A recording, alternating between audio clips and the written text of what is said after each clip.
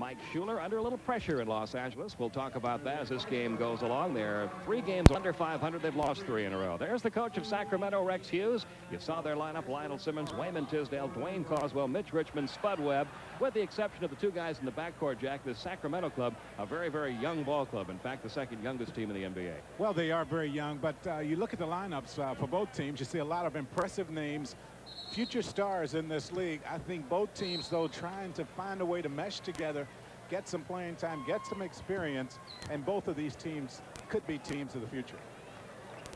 The Clippers, in fact, do have a shot at the playoffs this year. They haven't made the playoffs in 15 years. But they and the Seattle Sonics really involved now in a battle for the 8th and final spot in the Western Conference. Seattle won tonight. They're a half game up on the Clippers, so it's a big one for Los Angeles here in Sacramento. And we are underway from ARCO Arena. And it'll be the hometown Kings with a chance to get on the board first. Lionel Simmons puts the first shot up, comes up way off the mark. Golden Polonese pulls down the rebound for the Clippers. Danny Manning will arch the first shot of the night for L.A. It's short. L.A. has not been shooting the ball well in recent games. Here comes Spud Webb. Mitch Richmond trying to get his shooting touch going. He has been cold. Yeah, he has been struggling the last 2 or 3 ball games, but you see very quickly here the way the Sacramento Kings want to play. Fast break, early offense basketball. They want to put up as many numbers on the board as possible. Under Rex Hughes, a little bit quicker, more upbeat tempo than they played under Dick Motta. Yeah, Rex feels that this team is much better when they run, and the shooting percentage shows it. Harper tries from 3-point territory, and Ron Harper, taking his 161st 3-point attempt of the season, hits for the 46th time. And our first whistle of the night. Well, you'll see Richmond right here. Now, the early offense is what's going to be key in this game for Sacramento. Rex Hughes wants this team to run more. He wants them to get in the early offense, and that is very much in contrast to the way Dick Motta ran this team. Interesting matchup in the backcourt. A couple of former teammates. Doc Rivers guarding Spud Webb. They used to share the point guard spot with the Atlanta Hawks. Down to 8 seconds left in the shot clock. Still plenty of time for that man, Wayman Tisdale. He's making that low post game about as good as anybody in this league. Well, he shoots that left-hand jump shot, and it usually takes a player a little while to get used to playing him towards the left instead of coming back to his right. Kings up by 1. Charles Smith from the top of the circle wouldn't go. Manning's tip wouldn't either. Trying to save it in bounds. Dwayne Coswell, but he was out of bounds. And there's the interim coach of the Sacramento Kings, Rex Hughes. He was Dick Motta's assistant. Dick Motta made that statement that one day that when the season is over, I'm going to retire. He was off by about a half a season. He was retired the next day, forced to retire the next day by the Kings. Well, Rex really looks forward to his opportunity here to try to make this team a winning ball club. He understands that he's very limited as to the time he has to do it. He wants to get the most out of him as he can. Spud Webb saves it inbounds to Mitch Richmond after the miss by Charles Smith. And Webb operates against Doc Rivers. Over it comes to Lionel Simmons working against Danny Manning. That's a good matchup tonight. We've got some good matchups in this game tonight. Simmons again takes it right around Manning and in for 2. Well, what makes that a tough matchup is Manning's size and his long arms. And Danny Manning answers on the other end. Manning averaging close to 18 points a game, has his first 2 of the game. And it's a Sacramento 1-point lead. 73% from the field is Danny Manning over the last 3 ball games. Early offense. All the way across to Mitch Richmond. Got away from Harper into the paint. Back outside to Webb. He's going to try one from out the 3-point line. He nails it. He's only hit 29% from out there, but he launches one early in the game and hits it. That gives Sacramento a 4-point lead with 9.5 to go in the first. Doc Rivers coming off that hamstring. Rebound Clippers. Yeah, Doc missed his last 4 ball games with that hamstring and was not supposed to play tonight. He wants to try to get back in the flow of things. He is so important to the success of this team. You talk to the Clippers coaches, they will tell you that Rivers really sets the tone for the way this team plays. Mitch Richmond way off the mark with that one. Richmond, by the way, playing with a little tendonitis in that left knee. It's bundled up. The turnover gives it right back to Sacramento. The L train. Lionel Simmons has 4 in this first quarter, and it's a 4-point lead for the Sacramento Kings. Well, why it's so important for Sacramento to get in the early offense, because as a team, they're not shooting all that well. Now up to about 46%, which is not all that bad, but still, they struggle in the half-court offense. In order for them to be as successful as Rex Hughes wants them to be, he feels that early offense, just as you saw on that play, is going to be very important the rest of this season. Simmons completes the 3-point play. He has 5 in this first quarter, and it's a 5-point lead. And when you have a guy like Spud Webb, the quickest point guard in the league, I think, you have to give him an opportunity to get the ball out and create off the dribble. Near steal by Richmond. Smith's going to force the shot there. There were 3 Sacramento Kings around him. And the turnover gives it right back to Sacramento. Kings up 12-7.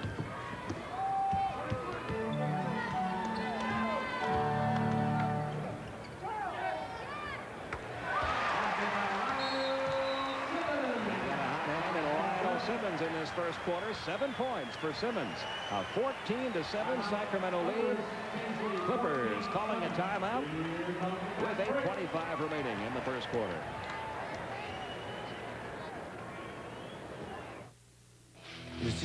And 36 liters of air are considered faulty. A condom. Just when we thought it couldn't get any weirder, it did.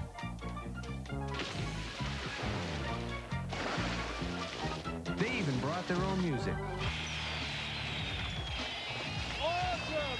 Hey, fellas, how about a cold bud? A bud? Obviously, we thought alike. Oh, that's cold.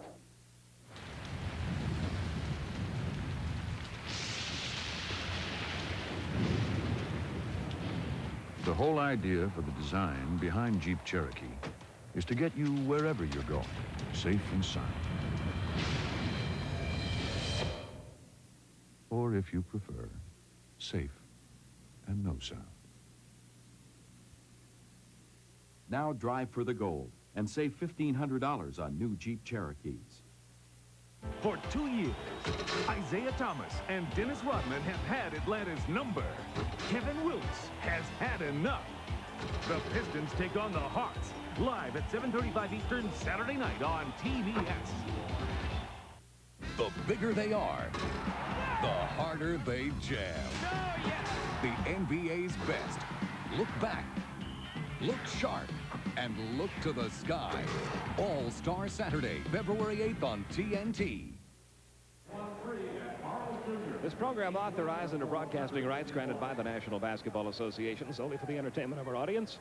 Any publication, reproduction, or other use of the pictures, descriptions, or accounts of this game without the express written consent of the National Basketball Association is prohibited. We talked about early offense and how important it is for the Kings. This is what set up this shot in the open floor by Lionel Simmons. Now the defense has to come back, play you very closely. They went to the baseline, got him a couple of screens along there, and he got open for the jump shot. They got Rivers down low. He couldn't make a drop. Spud Webb going wall to wall. Trying to dish off to Coswell or Richmond. And the Kings turn the ball over. It goes back to the Clippers. Sacramento up 14-7 with about 8 minutes to go in this first quarter. A key stretch for the Clippers beginning with this game, Jack. They're in that playoff hunt with the Seattle Sonics, and they've got a favorable schedule for the next 4.5 weeks. Yeah, they go home and play the New Jersey Nets tomorrow. They have Dallas coming in Tuesday night.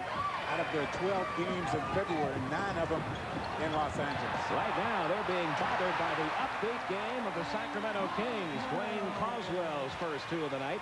And that makes it 16-7, a 9-point lead. Well, it's easy to see that this fast-paced offense is good for the Sacramento team. Harper has Richmond on him. Smith down low to Polonese over Coswell. Comes up short. The putback, though, by Doc Rivers is good. That's his first 2 of the night. So far, that hamstring appears to be just fine. He's moving quite well. 16-9, a 7-point Sacramento lead.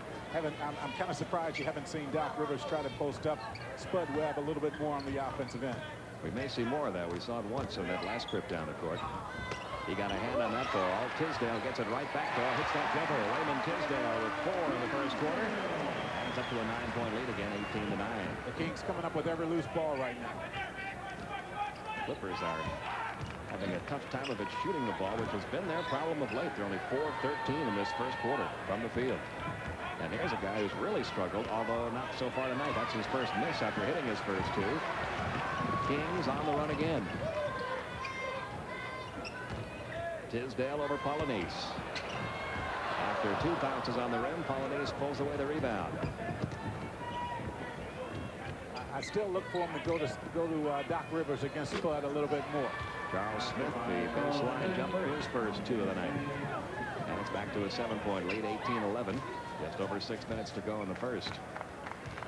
That double screen along the baseline for Lionel Simmons worked very well the last time the Kings had to go to their half-court offense. We'll see if they go back to that. They have a lot of guys that can give one-on-one opportunities. Mitch Richmond, another one. There's John a little strong, but there's Coswell again. His second field goal made the same way on a putback after a miss from outside. And it's a 9-point lead again for Sacramento, 20-11. At about the halfway mark of this first quarter, the pace for Sacramento, a very high-scoring one right now. We got an offensive foul called against Polynice there. Well, you won't see Dwayne Coswell a play called for him the entire night. The way he gets his points is off the offensive boards. Polynice is going to have to do a much better job putting a body on him, keeping him off those boards. 20-11, a 9-point lead for Sacramento with a lot of time to go yet in this first quarter. Kings shooting the ball very well. They're 9 of 14 from the field in this first quarter.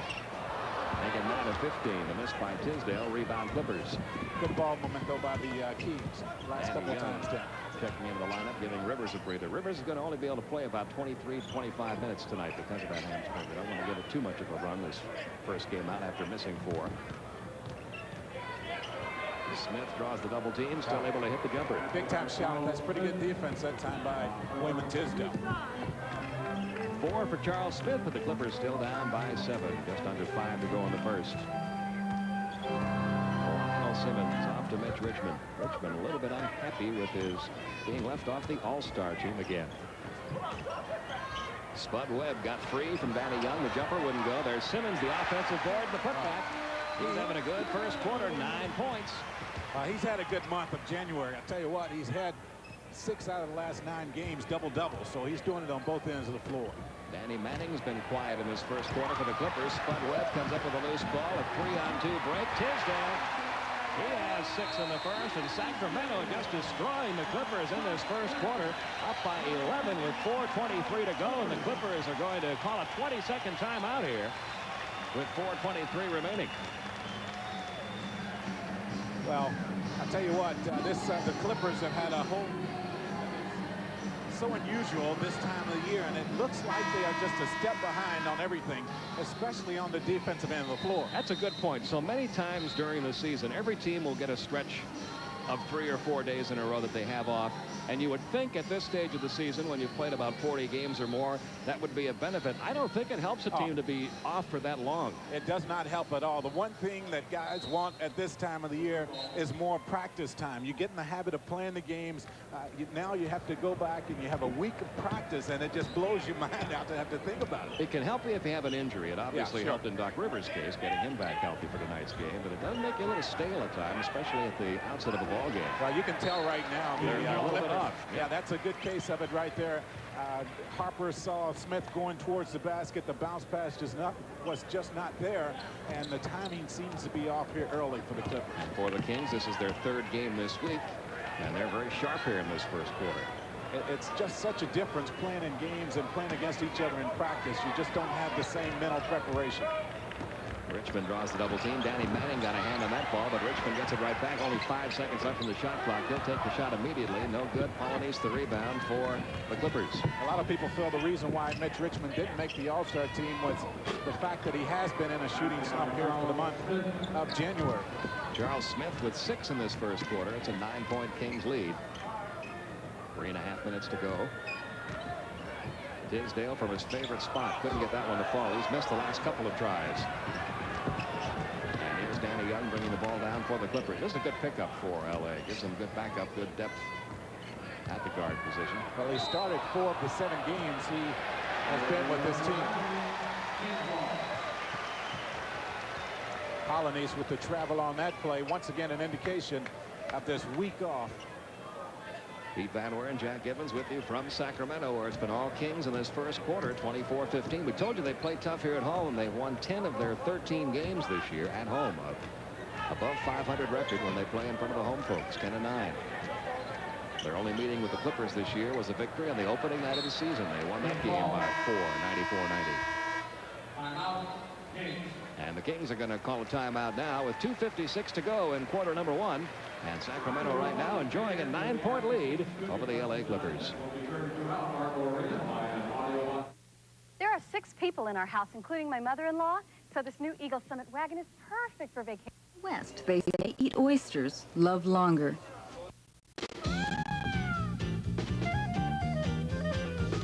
I'm going to tell everyone I know about this new Eagle Summit wagon with all-wheel drive, but I'm not going to call my brother Jim. Why not? His name is Stanley.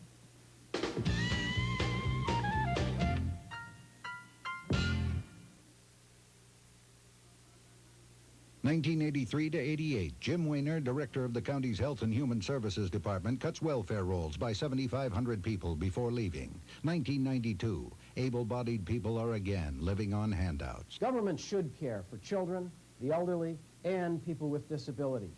But those who can work must be responsible. Take job training, take a job, or not take a welfare check. I cleaned up welfare once. I'll do it again. Paid for by friends of Jim Weiner. Better. It's better. What could be better than a Best Buy price? A better Best Buy price. Better. So this Friday and Saturday, Best Buy is putting everything on sale. And we brought in Bob to make every Best Buy better. But if you want a better Best Buy price, better get to Best Buy while everything is on sale. Because after Saturday, Bob will be marking our better Best Buy prices back. Better. Better. Better. Well, one of the big weekends in all of professional sports is fast approaching. All-Star Friday night, 10 o'clock Eastern time here on TNT. The NBA Stay in School special on Saturday at noon. And NBA All-Star Saturday with all of those events taking place beginning 7 p.m. Eastern time on Saturday night. All coming up next weekend on TNT. Well, you see what has happened since the coaching change. Hughes has been here for 18 games. You see the scoring differential from when this team was under Mata, and they're shooting the ball much better. Of course, they're getting closer shots to the basket because of the fast break offense. Mitch Richmond couldn't get that one to fall. And the rebound pulled away by Polynice. Clippers down by 9 with 2:44 to go in the first. The Clippers have done a much better job of cutting off the fast break opportunities by this team. Spud Webb with the block from behind. They'll have 14 seconds left on the shot clock when play resumes here. Danny Young will inbound it.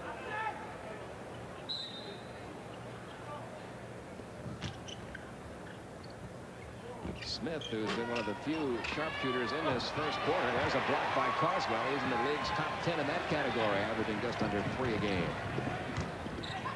Mitch Richmond along the baseline, couldn't get it to go. Another rebound by Alden Polynice. He's been strong on the boards in this first quarter, but they need to get somebody to score, and that's an easy way to do it. Well, they finally themselves were able to get in the fast break offense. The inside, the front line scoring 19 to 10 now. Of course, a lot of those 19 points by Sacramento coming in the early offense. Charles Smith has 8 of the Clippers' 17 points in this first quarter. 2 minutes to go. The cold hand right now belongs to the Kings, especially Mitch Richmond, who has missed his last 5 field goal opportunities. Spud Webb has nailed his second three-pointer of this first quarter. He hit that one under pressure. Danny Young, he just went right up over him from behind the three-point line. That's a 10-point lead now for the Sacramento Kings. That's going to be a tough matchup right there for Anthony Bonner. He's matched up now against Charles Smith, and you know the Clippers will try to get Smith the ball as much as possible in that matchup. They've gotten the ball good for 10 points in this first quarter, 27-19. Carswell got sandwiched between Manning and Polynice. And the foul is on Danny Manning, his first. There has not been one foul call yet against Sacramento. James Edwards, the Buddha, doesn't look right in that Clippers uniform, does he, after all those years in Detroit? It looks a lot different. But he has been he's a key on this club, yes. He comes off the bench. He can give him a lot of scoring at that center position. He can also play the power forward spot if need be. Boswell has 66% free throw. One of these teams real good at the line. There's that number we were talking about before, the block shot category, where Caldwell ranks very high. And as Jack mentioned earlier, that is really his key role on this club.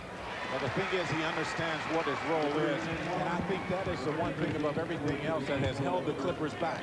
They've had a hard time finding out who their role was, what their role is with their team. While the Sacramento team, you have guys that have accepted the role like Caldwell and understands that he has to block shots, play defense, and get his offense off the boards because he won't be involved in the play in the initial flow of the offense. And his effort to play defense there results in the first whistle against the Kings tonight. Danny Manning at the line. Only 2 points in his first quarter for Manning. He's only 68% from the line this year, but he's having a good month of January, as you can see, averaging close to 18 points a game for the season. He hits 1 of 2. He has 3 in this first quarter. And it's an 8-point Kings lead. Well, you try to look for reasons why teams lose close ball games or lose in general, and if you don't do the little things like make your free throws, neither one of these teams break from the free throw line, you're going to lose a lot of close ball games. Hobson has checked into the Kings lineup. That first effort by him wouldn't go. He tried for the steal there from Ron Harper. Now Webb picks Harper up along the baseline. Back out to Edwards. Well, they'll get Harper the ball against Spud Webb, I would assume. Well, the opportunity was there to do that, but they didn't get the ball to him. Did not take advantage of it.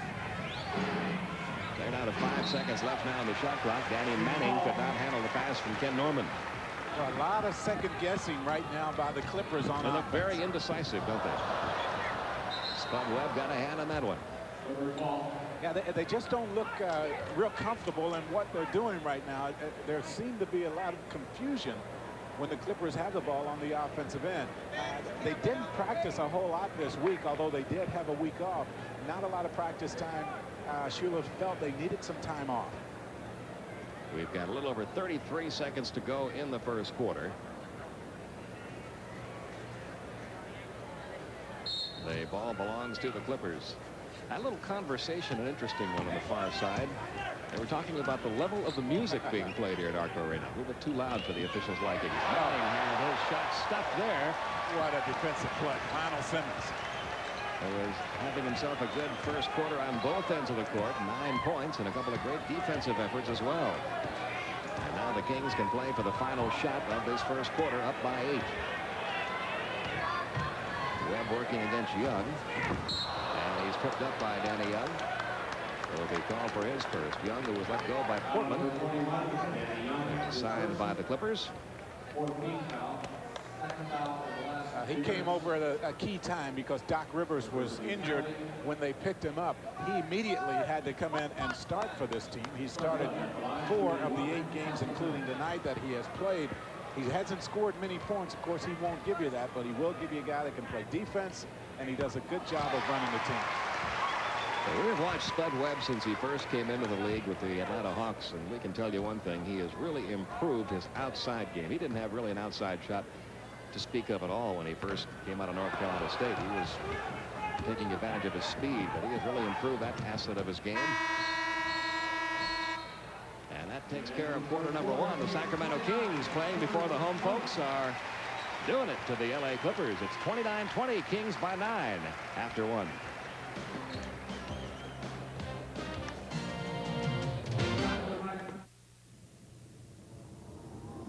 You consider yourself an Iowa. St. Thomas to Saba Island. My own Grumman Mallard. Call it Dave's Airways. That's what I want for my investments. Now, how do we do it? You can get there from here with Shearson Lehman Brothers. From Hollywood Pictures. We need help. Don't you presume to tell me how to follow up. Sean Connery is a doctor determined to make a difference. I found a cure for the plague of the 20th century, and now I've lost. This is the cure for cancer. Haven't you ever lost anything? Your purse, your car keys? On the trail of an amazing discovery, he found an explosive adventure. Extraordinary battle of the Civil War. Ironclads. Saturday on TNT. Kings up by 9, quarter number 2 about to begin. We talked earlier, Jack, about this being a key stretch for the LA Clippers. Also a key stretch for Mike Schuler. A lot of rumors circulating around the LA Clippers about their head coach. Yeah, I think this game and then the next two games will really show a lot about this guy right here. Tell us a lot about whether or not he will be there much longer in Los Angeles with the Clippers. I think they need to win at least 2 of these 3 and maybe all 3 for him to be around. Quarter number 2 is underway. Gary Grant is checked in, gets it down to James Edwards. That's an unstoppable shot that he has. Well, he's so long anyway, and then he has that ability to fall away. He ends up under the basket, and by the time he lets it go, it's about an 18-foot jump shot without a dribble. 29-22, Kings by 7. Tisdale takes it into the paint against Edwards. And call the offensive foul on Tisdale. And I think that's a good call. The crowd doesn't like it. Tisdale also not real happy with it, but he does use the arm to push Edwards off as he took the ball to the basket. So it'll be Clippers ball. They can get back here to within 7. The Kings very, very small right now. Pete Chilcott, because of his good play here over the last couple of weeks, has moved into the backup center role, taking the time away from. There's a steal by Hobson. Hobson takes it all the way into the paint, lost it on the way up. And the Clippers have a 3-on-1 break here. Grant off to Norman. Norman couldn't handle it. But Danny Young saved it as it came back in. Missed opportunity there, and they settle for a 3-point shot, but Grant gets it to go. It wasn't exactly the way that was supposed to work, but it worked out just fine for the Clippers. 29-24. They have whittled that Sacramento lead now down to 5. I think the guy that needs to get going right there is the guy handling the ball, Mitch Richmond. Tisdale with Smith on him outside. Anthony Bonner over Norman. Bonner shot a little strong. Hobson, the putback wouldn't go.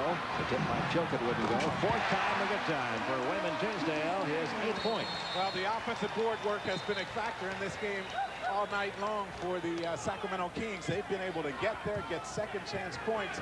The Clippers have not been able to do that. It's the 4th basket they've gotten on an offensive rebound in this ballgame. 31-25. Kings up by 6. Danny Young into the paint. Got the shot away, but couldn't get it to fall. Anthony Bonner will eat up some rebounds. Richmond going wall to wall. Yes. Well, when you're struggling from the outside, those close baskets is a way to definitely get your confidence up, and Mitch Richmond took that one right to the hole. Richmond now with 4, 33-25. Richmond pulls away the rebound after the miss by Norman. You got Richmond now playing the point guard spot. That's hard. That shot a little strong by Bonner. Rebound pulled away by James Edwards. Bonner trying to improve his 15 to 18-foot jump shot. If he ever develops that, he'll be a pretty good player in this league. Grant will take the shot over Hobson from out in 3-point territory. Wouldn't go. Ball out of bounds. Who does it belong to? They say it is still Clippers ball. I just don't like right now what I see from the Clippers offensively. They are relying totally on the outside jump shots. Nothing coming right now easy for the Clippers. Dwayne Shinsis in to replace Pete Chilcott. Shinsis hasn't got a lot of playing time lately. Got a hand on that ball. Still belongs to the Clippers. James Edwards thought he got fouled there.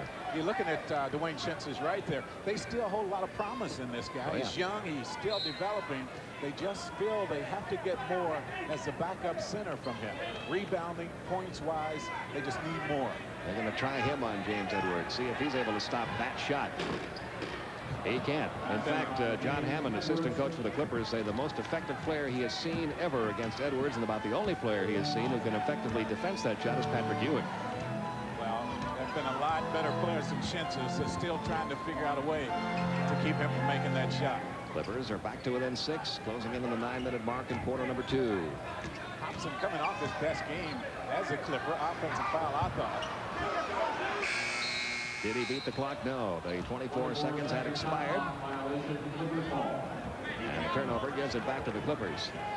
Hobson had 23 points against the Utah Jazz the last time out for these Clippers. Got a lot of playing time in that game, and that's the kind of offensive production obviously they'd like to have from him as the number 2 guard coming off the bench. LA trying to get back to within 4 here. Grant looking into Edwards. And Doc Rivers may be done for the night. In the background, you see him heading back toward the locker room. That hamstring may have acted up again on Doc Rivers, and that was one of the fears that the Clippers had about that's a tough injury. Once you get that injury, it's so easy to re-injure it. Well, the real problem with that injury and with Doc just trying to come back is once you sit on that bench, especially in a building that's kind of cool, it's going to tighten up. He might be going back and they're going to stretch him out to make sure he's ready to start the second half. But still a lot of time here. He thought he would get to play a few more minutes. It'll still be LA's ball. 12 seconds left on the shot clock. 33-27. Kings up by 6. But LA playing much better in this second quarter, and one reason why, that guy, James Edwards, who was in 3 of those in this quarter. And it's now a 4-point lead for the Kings. Tough shot, tough shot. And way off the mark, Richmond glaring at the officials as he goes back on defense. He thought he got fouled. Grant going coast to coast. Gary Grant's now got 5 points in this quarter, and now the Sacramento Kings are going to have to call a timeout with 8:04 to go in quarter number 2. And their lead is just a 2-point lead now, 33-31 Kings.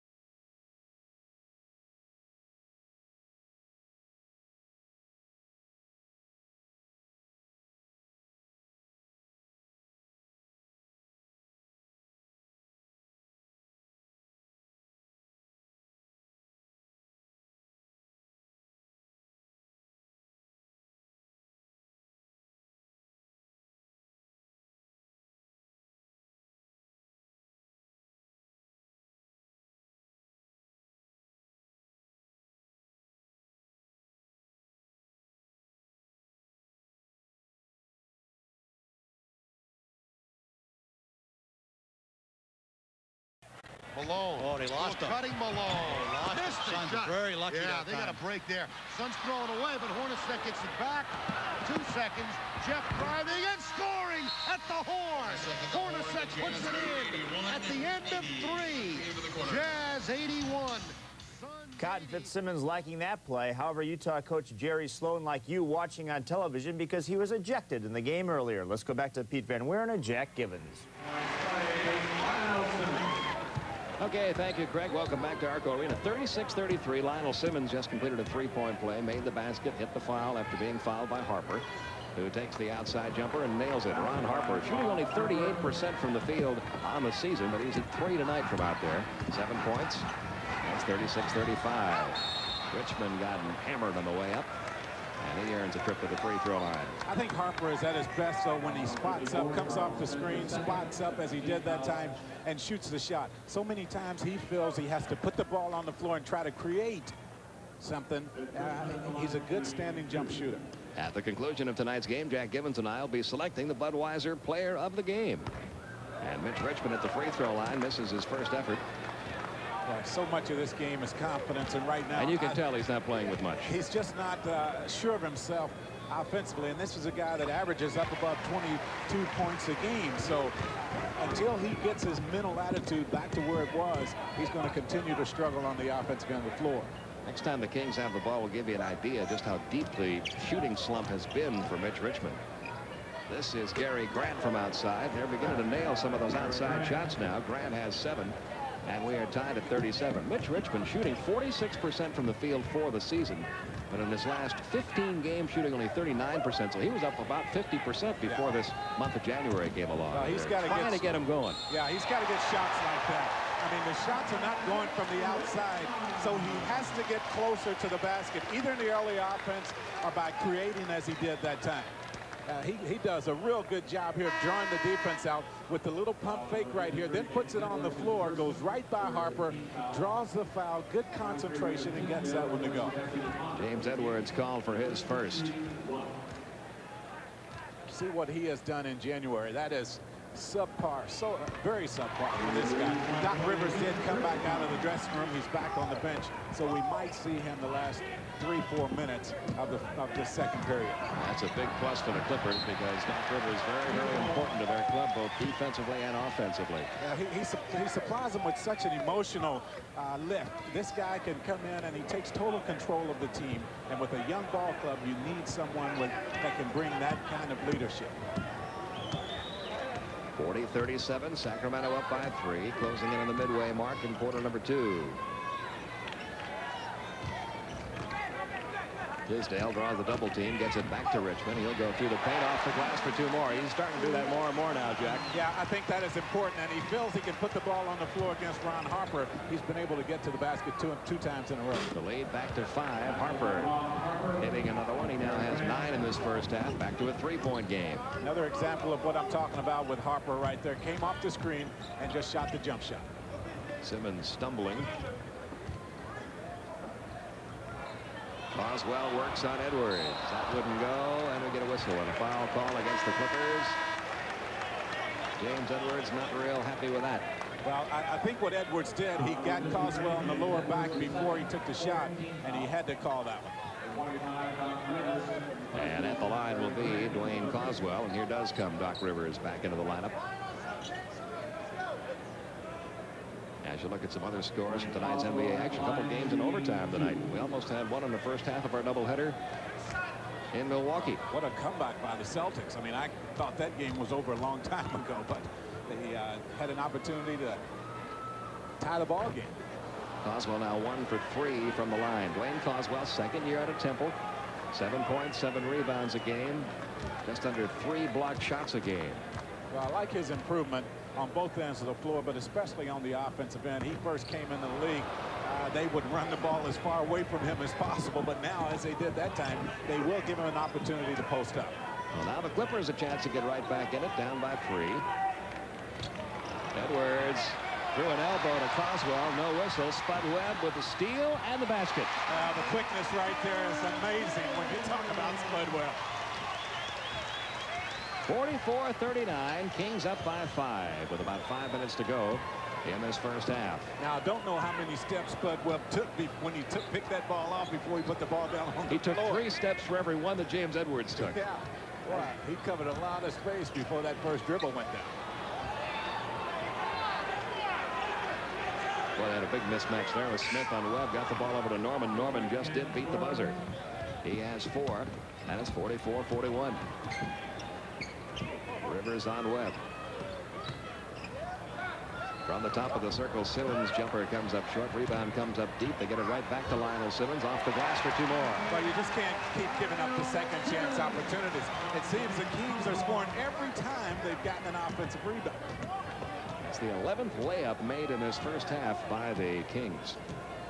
46-41. A lot of those layups came in the quick offense.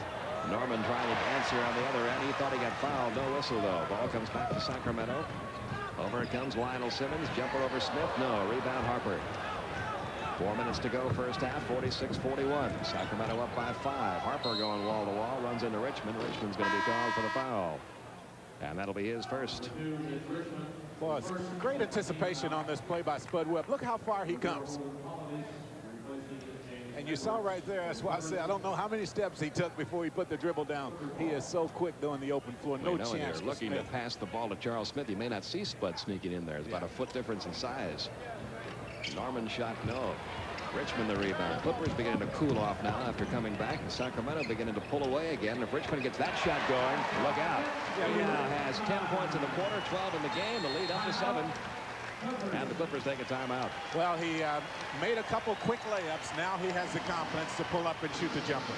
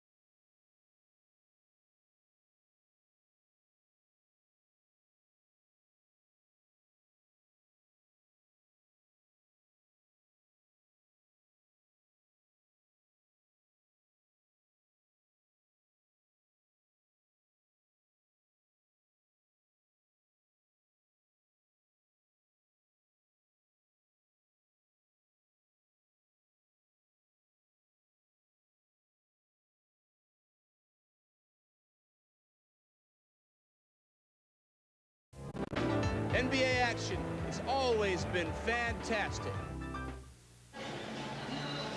We invite you to stay tuned.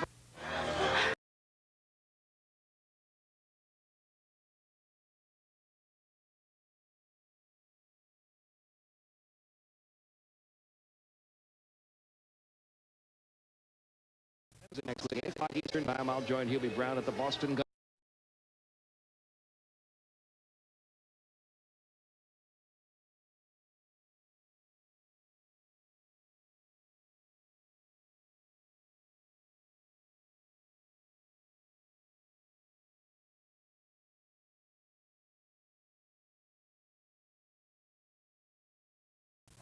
Free throw line.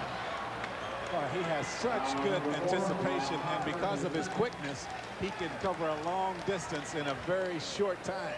Now, Second foul call against Harper. Once again, he just anticipates the pass. Not a real good pass by Harper that time, and the quickness gets him to the free throw line. You can see the numbers up.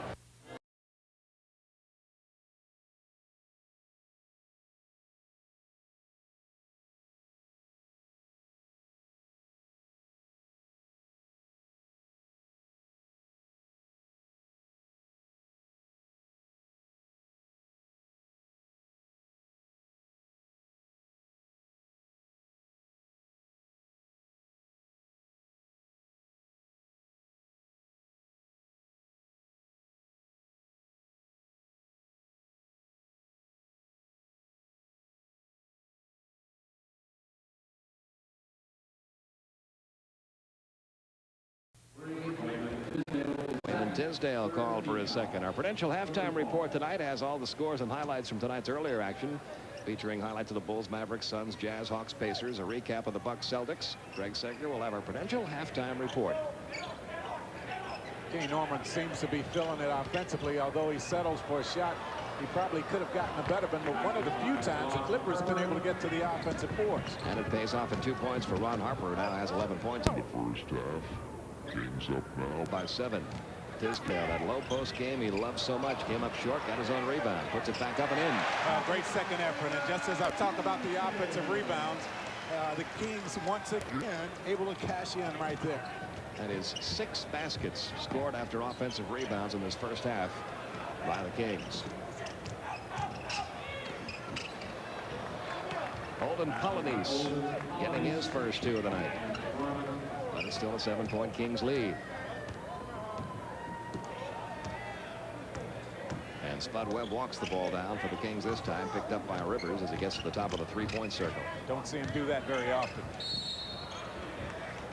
And the whistles coming a little bit more frequently now. This one on Holden Polynice, his second. Well, I can't believe how easily the Kings are getting the ball.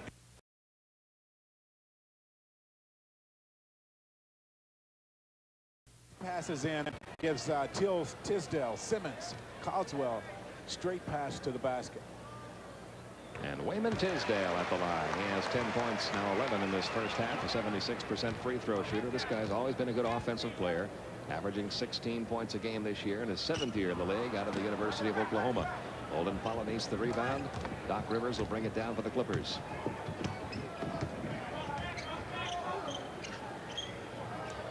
And it comes to Danny Manning. Manning over Simmons, and Simmons got him. Simmons is forcing Manning to change up a lot of his shots down there. Manning, though, with those long arms and the fact that he is so creative offensively down on the low block, still is able to get to the free throw line on this play. Manning with only 3 points so far in this first half.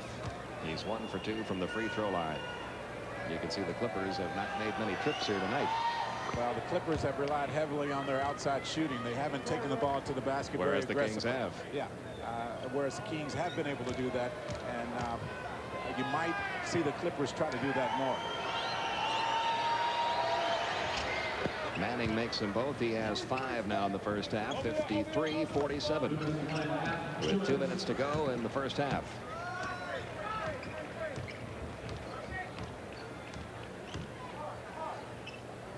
Down low to Simmons. Out to Mitch Richmond. This has been working for Mitch Richmond this entire quarter. Not that time, and no whistle. Tisdale, another offensive rebound, another basket.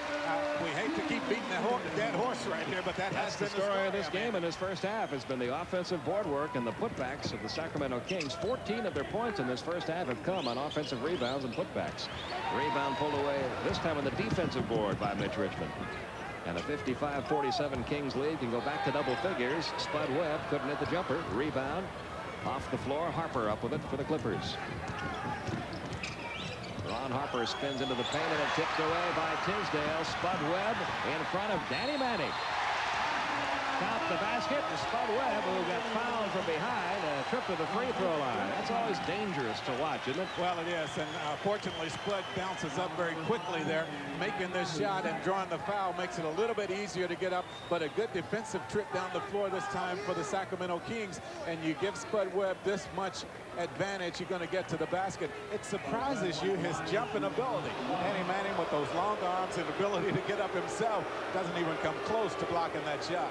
Well, even though he's only 5'7", you'll recall one year Spud Webb won that slam dunk contest on NBA All-Star Weekend. Spud taking a little bit more time getting to the free throw line, maybe hurting just a little bit more than we thought. He has 13 points in this first half, plus an excellent defensive half for Anthony Spud Webb, now in his 7th year in the league out of North Carolina State. A 14-point performance so far by Webb. 58-47. The Kings have built that lead back up to 11. Well, I know the Clippers feel they have to get Danny Manning going. Blocked by Coswell. His second block of the half. Richmond off to Webb. Kings on the run. Back out to Mitch Richmond. His jumper a little strong. Rebound Holden Polynice. Under a minute to go now. That was a trip right there that this crowd could get involved in the game even more. Harper trying a three-pointer. Another outside miss by the Clippers. What a rebound that was. And we'll get a 20-second timeout. Taken here by the Sacramento Kings, who had a lead in double figures. Lost it in the early minutes of the second quarter. Now build it back up to 11, 58-47. It's been the inside game and the rebounding, offensively especially, that has done it. Well, it has, and I think we also need to talk about the defensive effort, especially when you talk about Spud Webb, the fact that he has been a nuisance to the Clippers offensively. He has been able to pick off passes, and they've been able to get a lot of stuff in the open floor. And one thing we should point out here, 58 points. A lot of points to score and a half for a team like Sacramento. They have not gotten a single point off their bench. All 58 of their points have come from their starting unit. Lionel Simmons has 14. Wayman Tisdale has 13. Dwayne Coswell has 5. Mitch Richmond has 14. And Spud Webb has 14. Well, playing in this building, the starters can be that effective. I think when they get on the road, they will have to get better contributions from those guys sitting over there right now. On the shot clock, 10 seconds now remain. Down to 5 on the shot clock. Webb dishing it out to Richmond. He'll take it over Harper. Wouldn't go. He just did beat the buzzer. Battle for the rebound, and we're going to get a loose ball foul called underneath. Coswell. Yeah, It'll be his second. Over the back that time, but that's the way the Kings have been playing. I mean, you just know they're going to try to go to the offensive boards. They've been successful doing that the entire game. They've gotten a lot of points right there, especially Coswell. He's been effective on the offensive glass.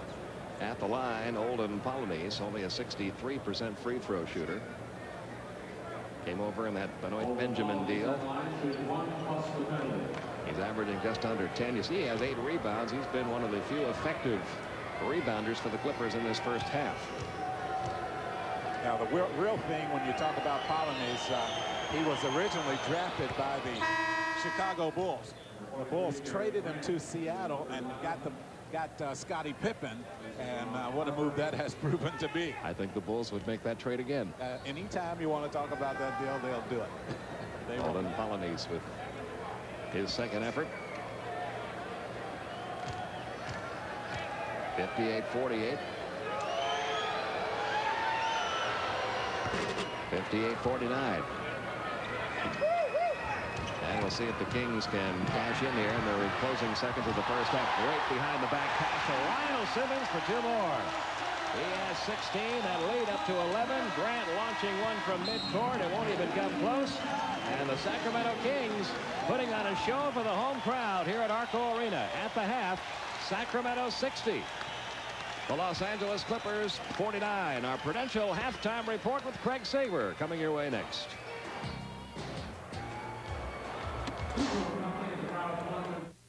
Tonight's game is... It's halftime at the ARCO Arena where the Sacramento Kings lead the LA Clippers by 11. Hello again, I'm Craig Sager. Although in different divisions, a strong rivalry exists between Phoenix and Utah. The Suns eliminated the Jazz 2 years ago in the playoffs. Utah returned the favor last.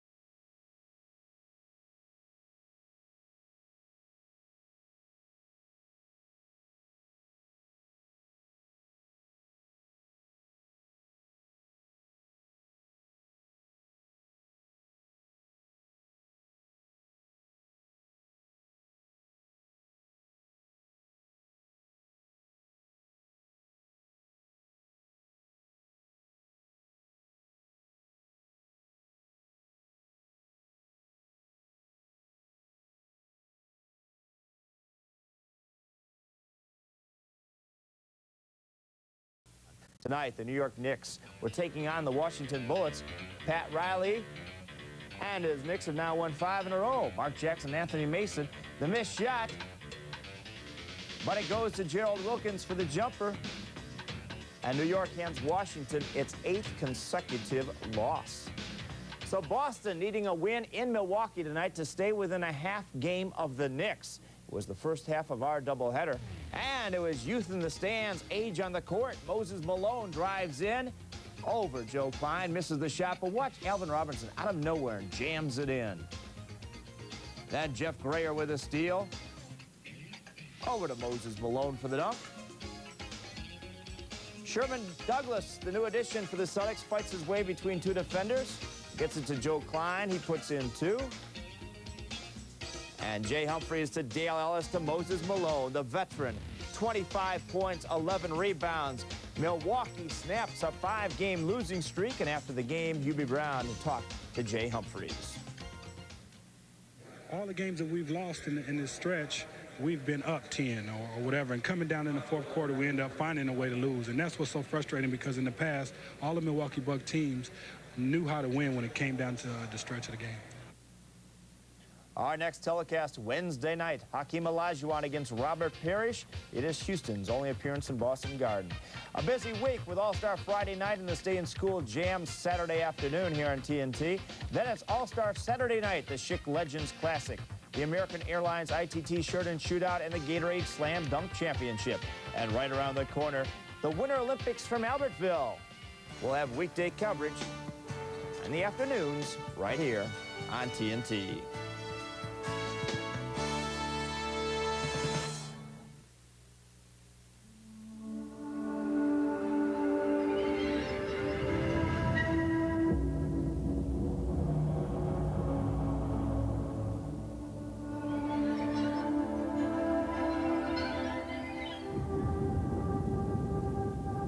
In a world of constant change, there is one certainty: the financial strength of the rock, the Prudential, rock solid. For the battery that performs 3 times better than industry standards, you've got to get to Sears. Out here, if you don't have a diehard, you don't have a prayer. Sears Diehard, more power when you need it most. Who's going to back it better than Sears? Alka-Seltzer's Laws of Indigestion, law number 12. The fewer people you know at a party, the more attached you become to the buffet table. For indigestion with headache, you need Alka-Seltzer, because there's no law against fast relief. Kevin Johnson drives the right side for the Suns. Nowhere to go. Punch it back outside to Tom Chambers. 20-footer on the way. It goes! This week in the NBA, beginning Sunday, 11:30 Eastern on CNN. The bigger they are, the harder they jam. The NBA's best. Look back, look sharp, and look to the sky. All-Star Saturday, February 8th on TNT. The Prudential Halftime Report has been brought to you by the companies of the Prudential. Come to the Prudential and build your future on the rock.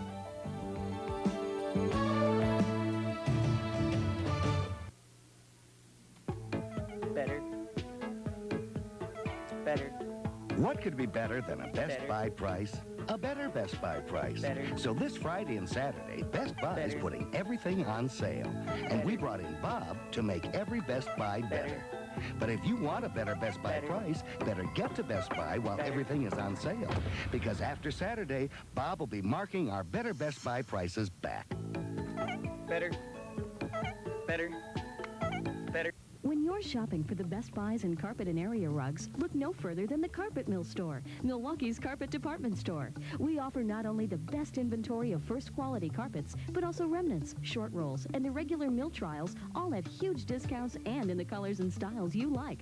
What's more, we offer 24-hour installation, along with standard and custom-made area rugs. So for the best in name brand merchandise at discounted prices, it's the Carpet Mill Store, 14th and Lincoln, Milwaukee's carpet department store. Time for one more highlight before we go back to Sacramento. A look at the Miami-Detroit game. We mentioned Dennis Rodman, another great game on the boards with 24 rebounds. Bimbo close right here, driving through 4 players, puts it up over Bill Lambier. Miami stayed close in the early going. But then in the second half, Isaiah Thomas takes it to Bimbo Coles. A three-point play, gets the basket and the free throw. Time running out third quarter.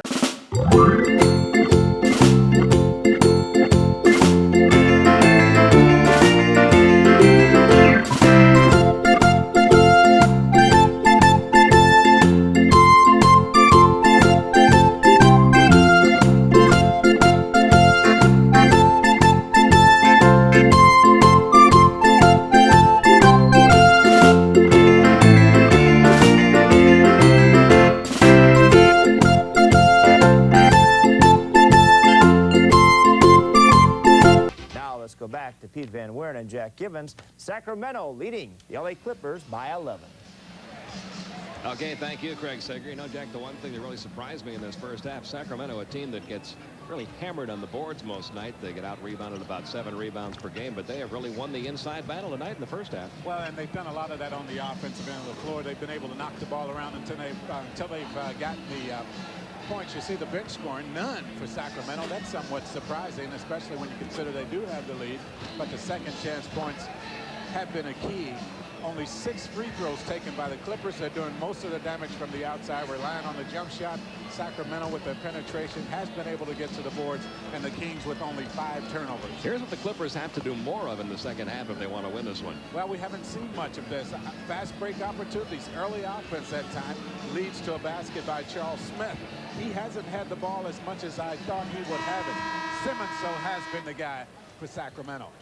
You see him right here. He draws the foul, gets the bucket to go, and he goes to the free throw line. Here completes the three-point play, and then Spud Webb. You can't really talk about the Sacramento Kings here in this first half without having him on a highlight.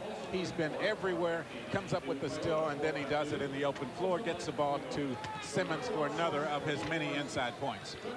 Here are your scoring leaders for the Clippers. It's Ron Harper with 11 and Charles Smith with 10, the only men in double figures. As we mentioned, the only scorers for Sacramento have been the starters, and it's been a very balanced attack. Lionel Simmons with 16, Spud Webb 14, Wayman Tisdale has 13. Right behind him, Mitch Richmond with 12.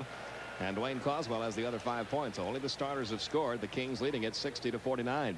At halftime here at ARCO Arena, introduced to the crowd the USA boxing team and the Bulgarian boxing team.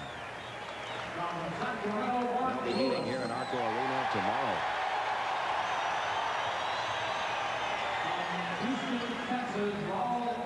You'll be able to watch the matchup between Team USA and Bulgaria. Boxing featuring current world champion Eric Griffin tomorrow on TBS following Hawks basketball. When the Hawks have to find a way to keep going without Dominic. What an injury. And devastating blow to the team. Oh, it really was. The Hawks have been playing so well, doing a good job this season. Now they have to find a way to come up with about 30 points a game.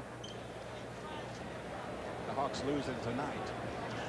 The Clippers are down by 11. They will have the ball as quarter number 3 gets underway. It's Polonese, Rivers, Harper, Smith, and Danny Manning on the court for the Clippers as quarter number 3 gets underway. I look for them to try to get the ball inside. They start out going right there. They have to get some easy baskets, and they have to find a way to get to the free throw line. Shooting the jump shot will not be the way to do that. Kings by 9. They've got Spud Webb, Mitch Richmond, Wayman Tisdale, Dwayne Coswell, and Lionel Simmons out on the court. And Coswell inside, couldn't get it to fall. Harper pulls away the rebound. It's interesting, the first play out, the Kings go right to Coswell. And you can see the Clippers must have gotten a talking to from Mike Schuler at halftime about attacking the basket a little bit more. Something they didn't do much of in the first half, and the Kings are going to call a quick timeout here. They want this to be a 20-second timeout, as Rex Hughes wants to get the word across to his men that there's a little bit of a change in the tactics on offense of the Clippers here in the second half. Well, it's interesting. The first 2 baskets for the Clippers have come inside. They had only about 2 inside baskets, it seemed, in all of the first half of play. So obviously Mike Schuler wants his team to do a better job of looking for the big people down low. 60-53, a 7-point lead for Sacramento, the opening minute of quarter number 3. Rex Hughes, who really talk about a guy that paid his dues as an assistant coach and a scout for many years before getting this opportunity. And as you mentioned, the first part of the game, Jack, he doesn't know how long this opportunity is going to last. He knows he's okay for the rest of this year, and he'd like to get a chance to do this full-time next year. Well, he said the best thing about this situation is that he has another year on his contract as Mitch Richmond makes that shot. He said the best thing, he has another year. He's had to work from year to year for the last 10 years or so. Just the security of knowing he has a job next season, whether it's coaching or scouting, whatever it is good. Smith over Coswell, wouldn't go. Coswell the rebound. Gets it out to Lionel Simmons. Simmons spins into the paint, had the ball slapped away, but Wayman Tisdale comes up with it. Wouldn't go. The put back by Coswell. Polynice might have knocked that down, but Coswell right there, and he has been around the offensive boards this entire game. It is 64-53. The Kings doing most of their damage on the offensive glass. This is Ron Harper eluding his man and hitting the open jumper. He has 4 in the quarter, 15 on the night, 64-55. Harper has been good tonight at pulling up and shooting the jump shot instead of trying to create to take the ball to the basket. With this stretch of the schedule the Clippers have coming up, they'd really like to get him going again because his shooting has been off this year. There's a turnover. Harper coming up with a steal. 3-on-2 break. Harper's going to take it into the paint. And Lionel Simmons looking for a jump ball. Instead, he's going to have a foul called against him. That's his second. Well, actually, Simmons ends up making a pretty good defensive effort right here. I think he initially was going to commit the foul to try to prevent the basket. Harper brought the ball right to him, and he tried to lock him up. He thinks he made a good defensive play there. At the line, Ron Harper for a couple. Harper, a 75% free throw shooter. His first trip to the line tonight. This is one of the things the Clippers didn't do much of in the first half, is get to the line. Well, and when you don't get to the line very often, you can't expect to make the free throws. Harper, a pretty decent free throw shooter, but you see what he has done from the field, just not shooting the ball well at all. Second effort by Harper is good. He has 5 in the quarter, 16 in the game. Let's go right back to our studios now in Atlanta. Craig Sager has some bonus coverage for us. Craig? Well, thank you, Pete. First of all, Utah needs 2 to tie, 3 to win. Kevin Johnson has just made 2 free throws to give the Phoenix Suns a 2-point lead. Just a few seconds remaining. Let's join George Allen and Joe Gilmartin. Well, a lot of times in this situation, the guy that inbounds the ball will take the shot. Foreman looking. They better call timeout. He's got to call timeout, and he does. Suns had everything covered. This is a tough play. Yeah. We'll take a break, come right back. 4.7 seconds to go. Suns by 2. And as you take a break, so will we. We'll go back to Sacramento. Pete Van Wieren and Jack Gibbons. Okay, thank you, Craig. We've got 9:22 to go in the third. Danny Manning just got called for his 3rd personal. And with the Kings leading 64-56, it's their ball. Spud Webb had a big first half. In fact, all these starters did. This unit has performed very well tonight for Sacramento. Lionel Simmons into the paint, comes up short. Coswell trying to save, lost it off his knee. Simmons wanted the foul. They're trying to get Simmons to take the ball to the basket. They would like to get Manning out of there. Manning, with those long arms, a good defensive player. Doc Rivers put back by Olden Polynice. And interesting that all the points scored by the Clippers, as Rivers has got maybe hurt that hamstring again. He did not come back down the other end of the court. Well, they're going to take him out. He came up lame after laying that ball in the basket, got bumped. Harper called for the foul, his 3rd. He is still down the floor. They're going to get Grant into the game, and I think you'll see Doc Rivers go to the locker room right here. Boy, this is just what they were hoping would not happen. They need this guy. Here it is right here. He's going to get bumped taking the ball to the basket. Spud kind of gets him right there, and he goes up right from the time he exploded going to the basket. He knew that something was not right, and he's on his way back to the dressing room. Right now, back to Atlanta. No, we're not going to go back to Atlanta now. We're going to stay here with 8:55 to go in the 3rd. 64-58. Doc Rivers heads for the locker room, accompanied by trainer Keith Jones. We talked at the outset of the game. Boy, coming back from a hamstring in any sport, so tough. It is so easy to re-injure. Yeah, so often the only thing that can help that hamstring is staying off of it, and Doc Rivers is so valuable to this team. They're 18-12 when he's in the lineup, only 2-10 when he is out. Tisdale's turnaround jumper wouldn't go. Danny Manning pulling away the rebound. Clippers down by 6 and get to within 4 of this trip. They've been attacking much more inside. And they're continuing to play it that way. Charles Smith getting into the paint, drawing another foul. That is Coswell's 3rd. Well, it was quite obvious in the half, Jack, what the Clippers had to do to get going in quarter number 3 and 4. And that's go more inside, try to get to the free throw line, try to score some easy baskets. And that certainly is their game plan here in the third quarter. Yeah, the Kings on the inside, not a real good defensive team. And you see it right there. The Clippers have been able to get the ball to the basket with a real ease. I mean, they haven't had to work that hard to do that. I'm real surprised that they didn't do it more earlier in this game. They just got 2 more easy ones from Danny Manning, who has 7 in the first half. Simmons underneath the Tisdale. Wayman Tisdale with 15. And it's back up to a 6-point lead for Sacramento, 66-60.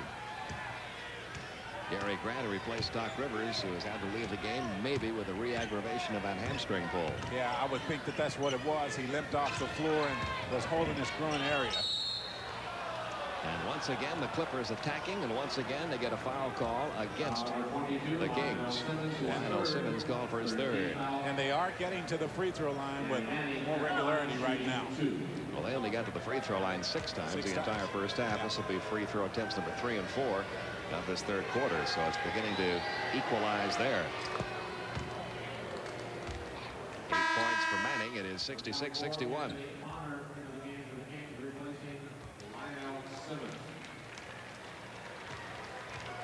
Anthony Bonner back into the Sacramento lineup. Manning makes 1 of 2 right now. Back to Atlanta. Here's Craig Sager. Well, thanks, Pete. This is where we last left you. Utah needing 2 to tie, 3 to win. The inbounds play. It goes to Karl Malone at the top of the key. Drives through the lane, but misses the shot. However, he gets the rebound, puts it up and in, sending the game into overtime. The 3rd game so far tonight. To go into OT, we'll have an update for you later. But now let's go back to Pete and Jack.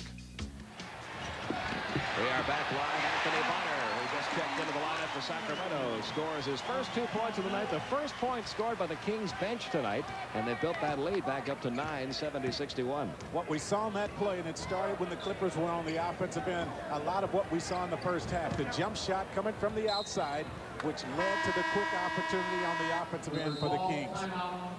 Going to get a timeout called here by Sacramento. We've got 6:51 to go in quarter number 3, and the Kings owning a 9-point lead. Tonight's game is brought to you by Bud Light. Everything else is just a light. And by GMC Truck, the strength of experience. And by Dutch Boy. Year after year, Dutch Boy paint is the look that gets the looks.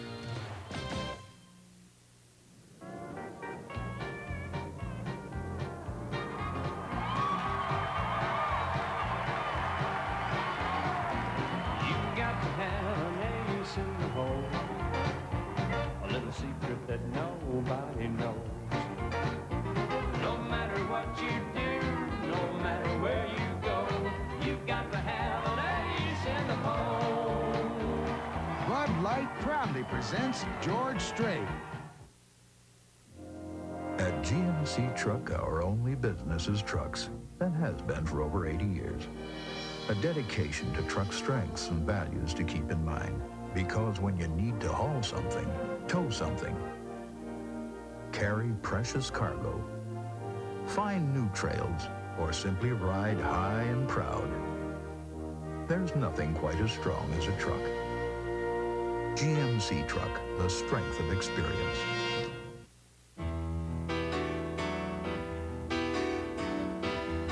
Dutch Boy Satin Finish Paint. For the look that gets the looks year after year. You can see why it's worth more. We've added the leading cough suppressant to the proven cold relief of Alka-Seltzer Plus. So now you can relieve your cold and cough together. Introducing Alka-Seltzer Plus Cold and Cough Medicine. 2 kinds of relief from only 1 medicine. I want to remind you, the Winter Olympics on TNT begin Monday, February 10th. Join TNT for weekday coverage 1 to 6 p.m. Eastern Time, live from Albertville, France. That's the Winter Olympics on TNT. It's amazing the Kings have been successful as successful as they have been in this game when you consider this is the first 2 points they've had off the bench. Anthony Bonner running the floor, getting the nice pass from Spud Webb. And we just got the word that Doc Rivers will not be returning to the Clippers lineup tonight. That left hamstring acting up on him again. So the return after missing 4 games, unfortunately not working for Doc Rivers. Right now, Dennis Hobson in there in his place. They need him for a lot of reasons. He gives them some confidence. He gives them some leadership at the point guard spot. This is Mitch Richmond. And there's the steal by Gary Grant. Grant down to Harper.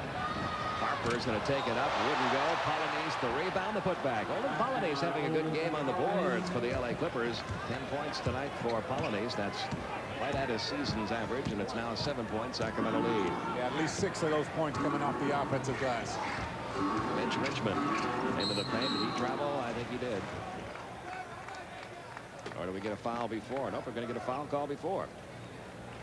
Well, he kind of fumbled the ball as he got into the paint area, but Polynice got him across the arm. That's the 3rd on Polynice. Harper right here tries to take it. Bonner did a good job running back and forced him to miss that. Polynice, though, with the putback. Hobson working against Grant. Spins into the paint, off the glass for 2. Dennis Hobson.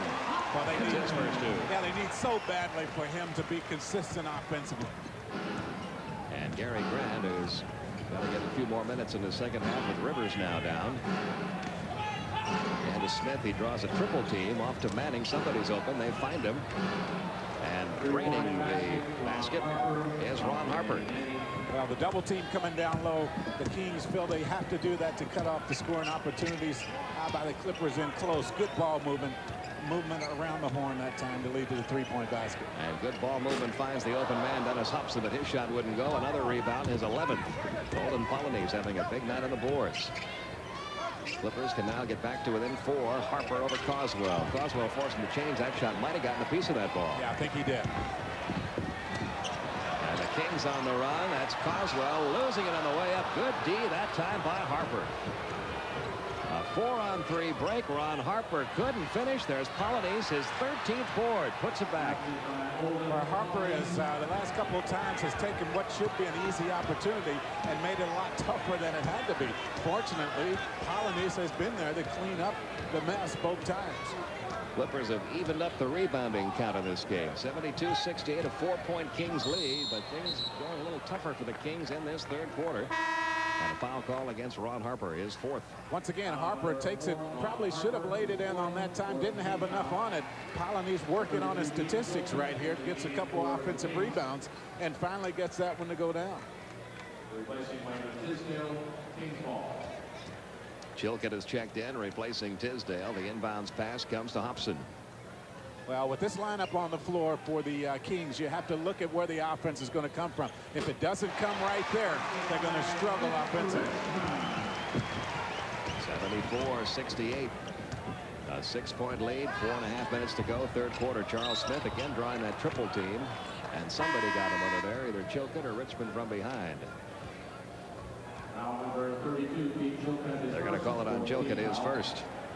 Going to the line, Charles Smith, and while he does, let's take a look at tonight's GMC Truck scoreboard. We had some overtime battles tonight. Phoenix a winner in Utah, a big game in this Western Conference. They're in the 3rd quarter now in Golden State.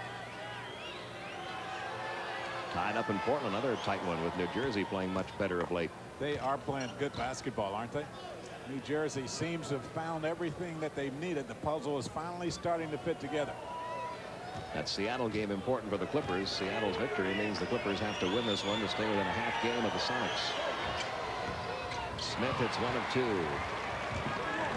He has 11 points, 74-69. 5-point lead with 4:20 to go. And Richmond works against Danny Young. Now expect Mitch Richmond here to find a way to handle the ball more and try to find a way, they will right now, to get more scoring from him. You look at the other guys that the Kings have on the floor. Chilcutt, Coswell, Hobson, and Anthony Bonner. And those guys do not score a lot of points for this team. That game in Utah, and it's closing seconds now. 113-108, Phoenix up in the overtime period. Hobson almost had the ball stolen by Grant. We get a whistle. And a foul call. Foul number 23, Gary Grant. Call for his first. Well, the shot clock running down, and Grant kind of bells them out that time by pulling the arm of Hobson. At the line, Dennis Hobson, who is a pretty well-traveled player for being in the league his 5th year. New Jersey, of course, for the first couple of years out of Ohio State. Was simply unable to get his shooting percentage up to the liking of the Nets, and moved over to the Chicago Bulls, now over here to the Sacramento Kings. And I think about when you talk about these 3 teams that he has spent the most time with, this is a team probably that needs him to play consistently the most. I mean, especially when you consider Chicago, they have so many weapons. Here they need the offensive production. Underneath, it's Danny Manning. Right now, let's go back to Craig Sager. Some more bonus coverage coming up for you. Okay, thank you, Pete. Here's the story. John Stockton has fouled out. Kevin Johnson has led the Phoenix Suns to a 2-point lead. It's a 2-point margin right now with 39 seconds. Let's go back now to Pete. Charles Smith just picked up his 3rd foul on a great move by Dennis Hobson. He goes back to the line again. Well, that's just what I'm talking about. He's with the 2nd unit that the Kings don't get a lot of scoring from. If he's not providing the point production, they're going to be wondering where they can get the offense from. That's why I think it's important for him to be consistent night in and night out. Hobson completing the 3-point play, gets that Kings lead back up to 8 with 3:40 remaining in this 3rd quarter. And the whistle on the foul call is going to be against Pete Chilcutt, who's picked up in 2nd. Well, before the shot, so don't count that basket. Number 32, Pete Chilcutt, the 2nd. Kings in the middle. Now, this is what you missed. Now, this is what I'm talking about in describing Hobson and his importance. Look how aggressively he takes the ball to the basket right here. Gets there, gets the foul. And those kinds of plays will make him a very valuable person with the team. Clippers have had this happen to him a lot this year, really having a tough night of it at the free throw line. As a team, the Clippers shooting only 71% from the free throw line. That is low for the NBA. Close ball games and the free throw percentage really magnified. And 2 more misses there from Charles Smith, who's now 2 out of 4, but the slam back by Smith, giving him 14 points on the night and getting the Clippers back to within 6. 3:20. Give Polonese credit. He kept it alive again. Getting a hand on that ball, Charles Smith. The turnover. Polonese have it, lost it, got it back, and hands it off to the better ball handler, Danny Young. Down it comes to Danny Manning, who's been a fairly quiet performer so far tonight. Came up short that time. Smith pulls it away off the glass. And Charles Smith now with 16. Let's go back to Atlanta. Here's Craig Sager. Thank you, Pete. It's all tied. 24 seconds left. Let's join George Allen and Joe Gilmartin.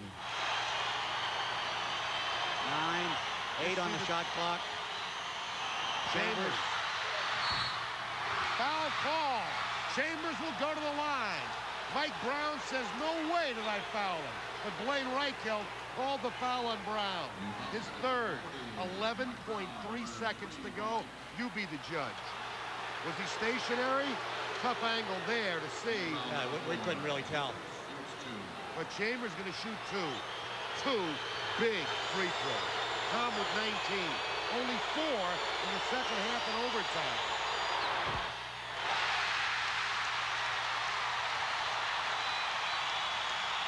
One more coming.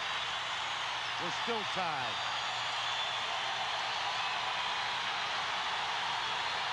They loved him when he played here at Utah. Surprised the Jazz didn't take a timeout there. Here they come. Final seconds.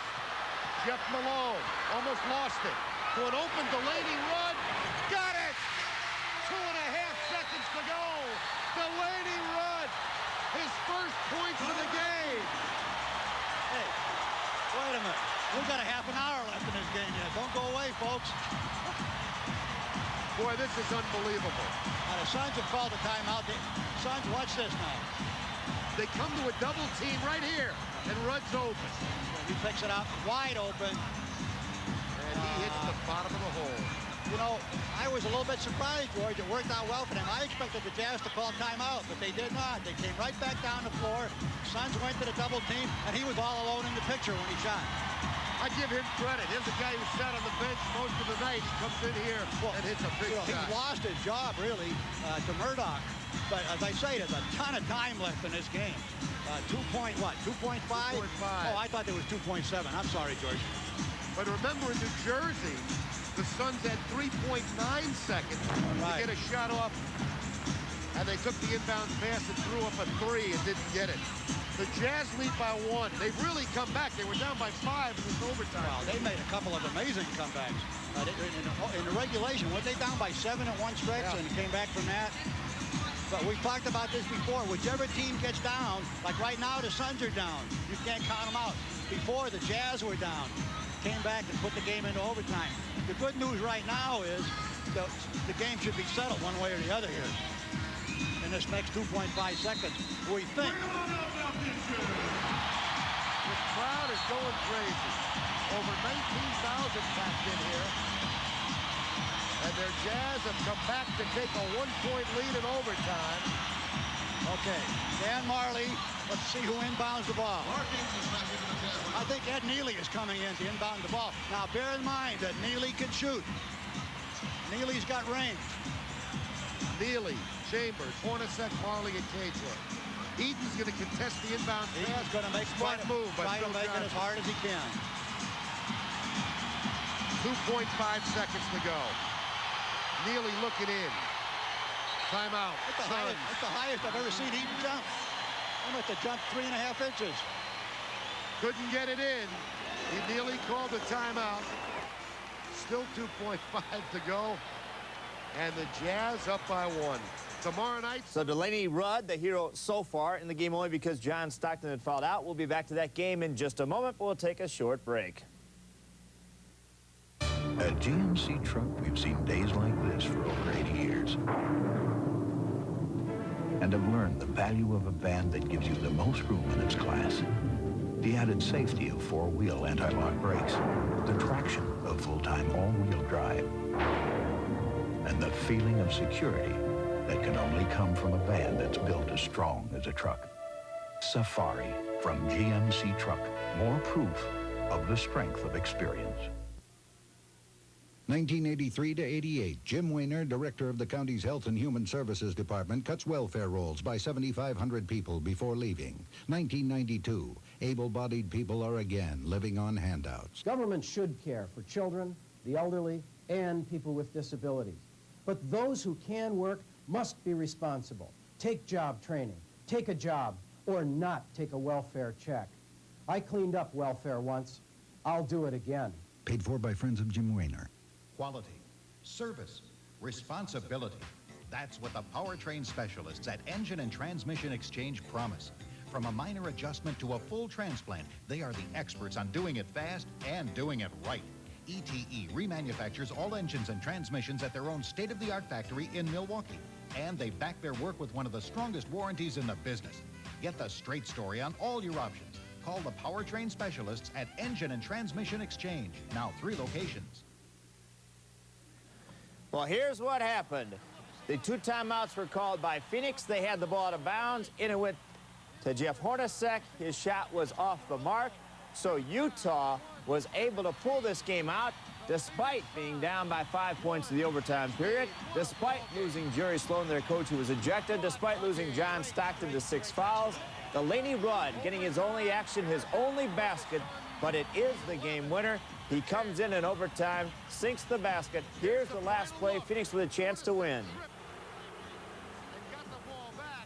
There's the pass from Ed Neely to Jeff Hornacek. Shoots it over Mark Eaton.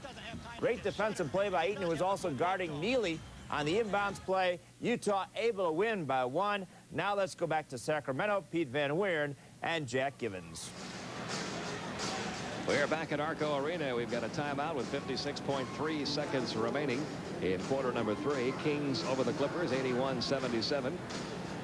As the Clippers have gone more to an inside attack here in this 3rd quarter. Pete Van Weeren, Jack Givens with you tonight from ARCO, a sold-out ARCO, as it is every time the Kings show up here. They get great support here in Sacramento. You just wonder how hard these tickets would be to get if this team is able to get things turned around, which they hope to do, and they might be. You know who they remind me of? They remind me a little bit of the New Jersey Nets about a year ago. Right. Yeah, New Jersey finally has started to put it together and playing much better. And I look at this Sacramento team. They are young. They are going to get better. Maybe another draft or 2. They pick up a couple more players, and they are going to be a team that you really have to be concerned with out here in the Western Conference. Play about to resume. It'll be Ken Norman inbounding the ball to Danny Young. Clippers trying to pull back to within 2. Hobson on Young. Manning inside. There's the inside attack again. He gets his own rebound, puts it back and in. Manning with 12 points now. It's back to a 2-point Kings lead. You have to wonder about the difference in this Clippers team. They look like a total different ball club. In the first half, nothing coming inside, relying heavily on the outside jump shots. And Richmond going wall to wall, dishing it off to Hobson for 2 off the glass. Dennis Hobson has all 7 of his points in this third quarter. Kings by 4. You see the time remaining. Got about a 7-second differential in the shot clock and the game clock. Shot clock down to 15.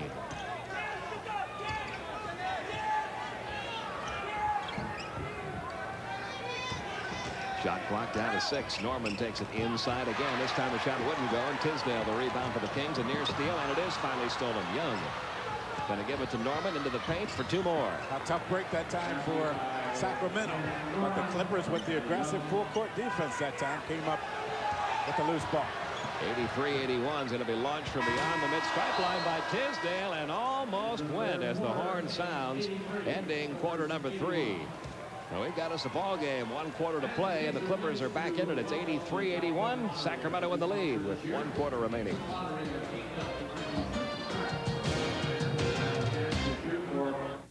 Hollywood Pictures presents Sean Connery. We need help. Don't you presume to tell me how to follow up. A man determined to make a difference. I found a cure for the plague of the 20th century, and now I've lost it. This is the cure for cancer. I know.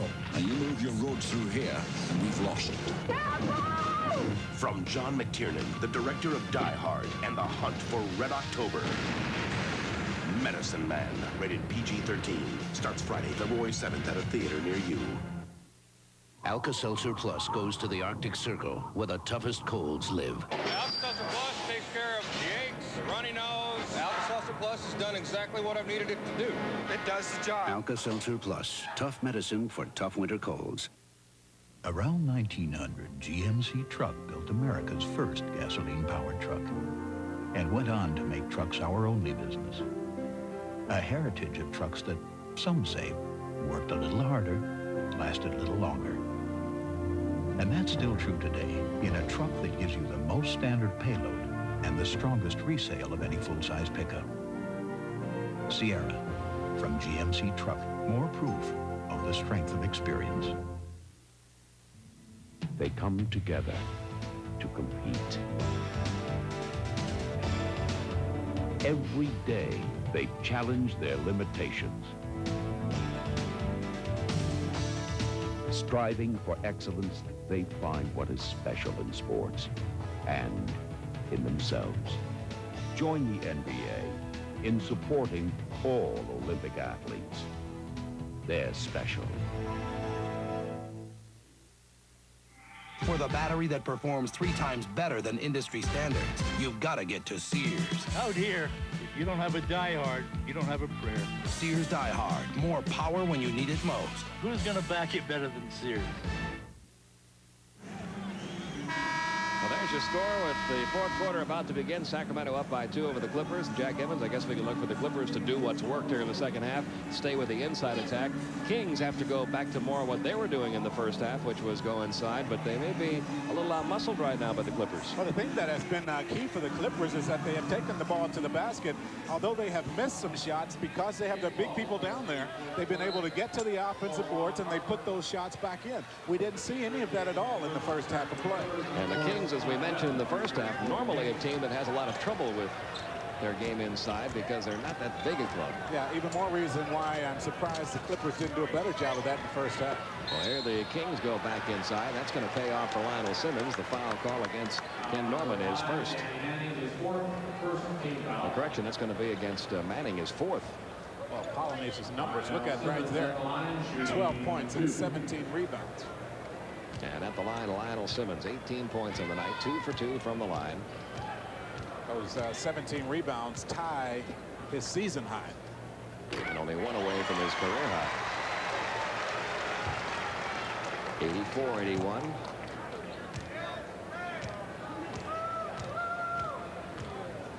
84-81. Simmons, one of those between-sized guys. You almost call him a point forward. He handles the ball right in the Kings attack. He can dribble the ball. Good outside shooter, has an inside game. He can score, he can rebound, he can also pass the ball. And Danny Young, left uncovered, was able to go wall to wall for his first 2 of the night. The Clippers just, the Kings just no help from the weak side at all. Didn't even see the ball coming. Spud Webb takes a spill. And you talk about a mismatch. There's James Edwards at 7-1, committing his 3rd personal on Spud Webb, who is 5'7". Watch Danny Young right there. Hobson doesn't even see him coming, has his back to the basket, and not able to get over there to help out.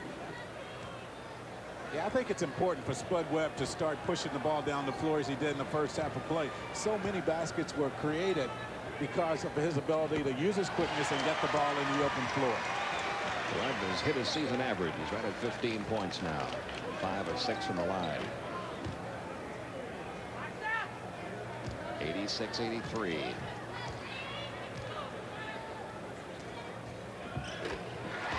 Webb hits them both. 87-83. In the opening minute of the 4th quarter, the Kings a 4-point lead. Clippers really looking down low. That has been all they have looked for in the second half. That time they couldn't cash in. Norman losing the offensive board. And Spud Webb will bring it down for Sacramento. You look at the Clipper personnel, though, and that's exactly where the ball should be going. Hobson takes it inside, tried to dish it off to Coswell. He might have been better off that time taking the shot. Well, you know, he had one step, one dribble would have led to a 15-foot jump shot. Instead, he over-penetrated, got caught up in the air, and had to try to find something. Just not the play that they wanted from him that time. That's one of those times when you penetrate, you get up in the air, and there's nowhere to go with it. And there's Danny Young walking the ball down for the Clippers. Double team coming. The ball movement has been very good for the Clippers here when the double team has come from the Kings. Danny Young has 4 points. And it's back to a 2-point game, 87-85. Sacramento by 2. Lionel Simmons comes up short. Rebound pulled away by Hobson. An offensive board and 2 more points for Dennis Hobson, who has given the Kings some quality minutes off the bench in the second half. Well, I like his activity down around the basket. He's been very effective. Norman over Coswell. Nope. Rebound is out of bounds. Ball still belongs to the Clippers. They are trailing by 4. 2 guard on both teams. Harper here and then Hobson also. Both have been around the offensive boards. They got some good production in the first half from James Edwards. He's back in there. Let's see if they start going to him. Try to capitalize on that almost unstoppable shot of his. There it is. But he had nowhere to go with it that time. A lot of reaching right now by both teams, but the Kings in particular down low. That's 4 on Coswell.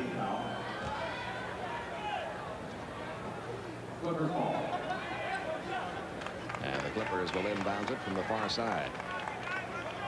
89-85. Sacramento up by 4. Oh, there he is with that fall away. You can't stop that shot. If he's got that shot going, there is virtually no way of stopping it. I mean, it's amazing. He catches the ball in the paint and ends up shooting a 15-foot jump shot without putting the ball on the floor. 89-87, 2-point game again. We will not see Coswell take that shot or try to over Edwards. But you know, they've gone to him more down low than they normally do. But he has to take the inside move like that. Yeah. He's been shooting a little jump hook, and it just hasn't been there. That time he squares up, takes it right to the basket. And he got a hand on that one to break up the pass. Here's Spud Webb trying to bring the ball across the court. Almost lost it. Gets by Danny Young into the paint, dishing off underneath, but stolen by Ron Harper. And a little showtime here. Who's going to put the show on? Charles Smith. Well, good unselfish play that time by Kenny Norman. Gave the ball up. Smith with the basket. 91-89, a 2-point Sacramento lead. Spud Webb again going all the way to the baseline. You know, Spud had a chance to take that ball right to the basket. Should have taken the shot just like that. As he drifts across the lane, Spud Webb scores his 18th point to get that lead back up to 4. Well, the Clippers now pushing the ball down the floor themselves, trying to get some quick shots at the basket. There's the double team once again. And we get a foul. Anthony Bonner picks up his first. Now here's Coswell taking the ball to the basket. Once again, he's been coming across the middle, shooting a little hook. It hasn't gone this time. He squares up, takes the ball aggressively to the basket. Spud Webb also with some success in the paint at 5'7". 8:43 remaining in the game. Danny Young to Ron Harper with Hobson on him. They'll clear it out, try to give Harper a chance to work. And away from the ball, we get a whistle. That's a big call right here. Coswell picks up his 5th personal foul. So what's going to have to happen now? The Clippers will probably go small. Actually, they're going to get Dwayne Shinsis into the game. That's a big move because Shinsis hasn't played a lot. He's not been effective as of late. Out to Danny Young, who tries one and nails one from out in three-point land. He has 7 points all in his 4th quarter. It's a 1-point game now, 93-92. Kings up with 8:18 remaining. Lionel Simmons, 22 points on the night. And there's a turnover as the ball is stolen away by Lionel Simmons. Spud Webb takes it in too hard off the glass, gets it back, puts the jumper up now. Storming came sailing in. A big recovery and a big shot by Spud Webb. He has 20. Timeout Clippers. 7:54 to go on the night. Once again, the Kings have opened that lead back up to 5. A luxury car says a lot about its owner. Mine says I'm witty beyond belief. Mine says I'm more Europeanish. Mine says I'm the product of superior genes. A luxury car says I'm so successful I can go into debt. I'm much more handsome. Cosmopolitan. Another pathetic sheep following the herd. Says a lot. I'm irresistible. Powerful. Stylish. Sexy. Dynamic. The all-wheel drive Subaru Legacy. All it says is that you bought a great car and you can still pay your mortgage. I'm scared! Kidnapping him was easy. We're only after the money. Nobody is going to hurt the boy. I'll say they're not. The hard part was letting him go. Sybil Shepherd, Memphis. Saturday on TNT. 2 impossible missions. One against an evil leader from Baghdad. The people, those scum. The other to defeat an evil magician. 2 perilous adventures. 2 Sinbads. Sunday morning at 10 on TNT.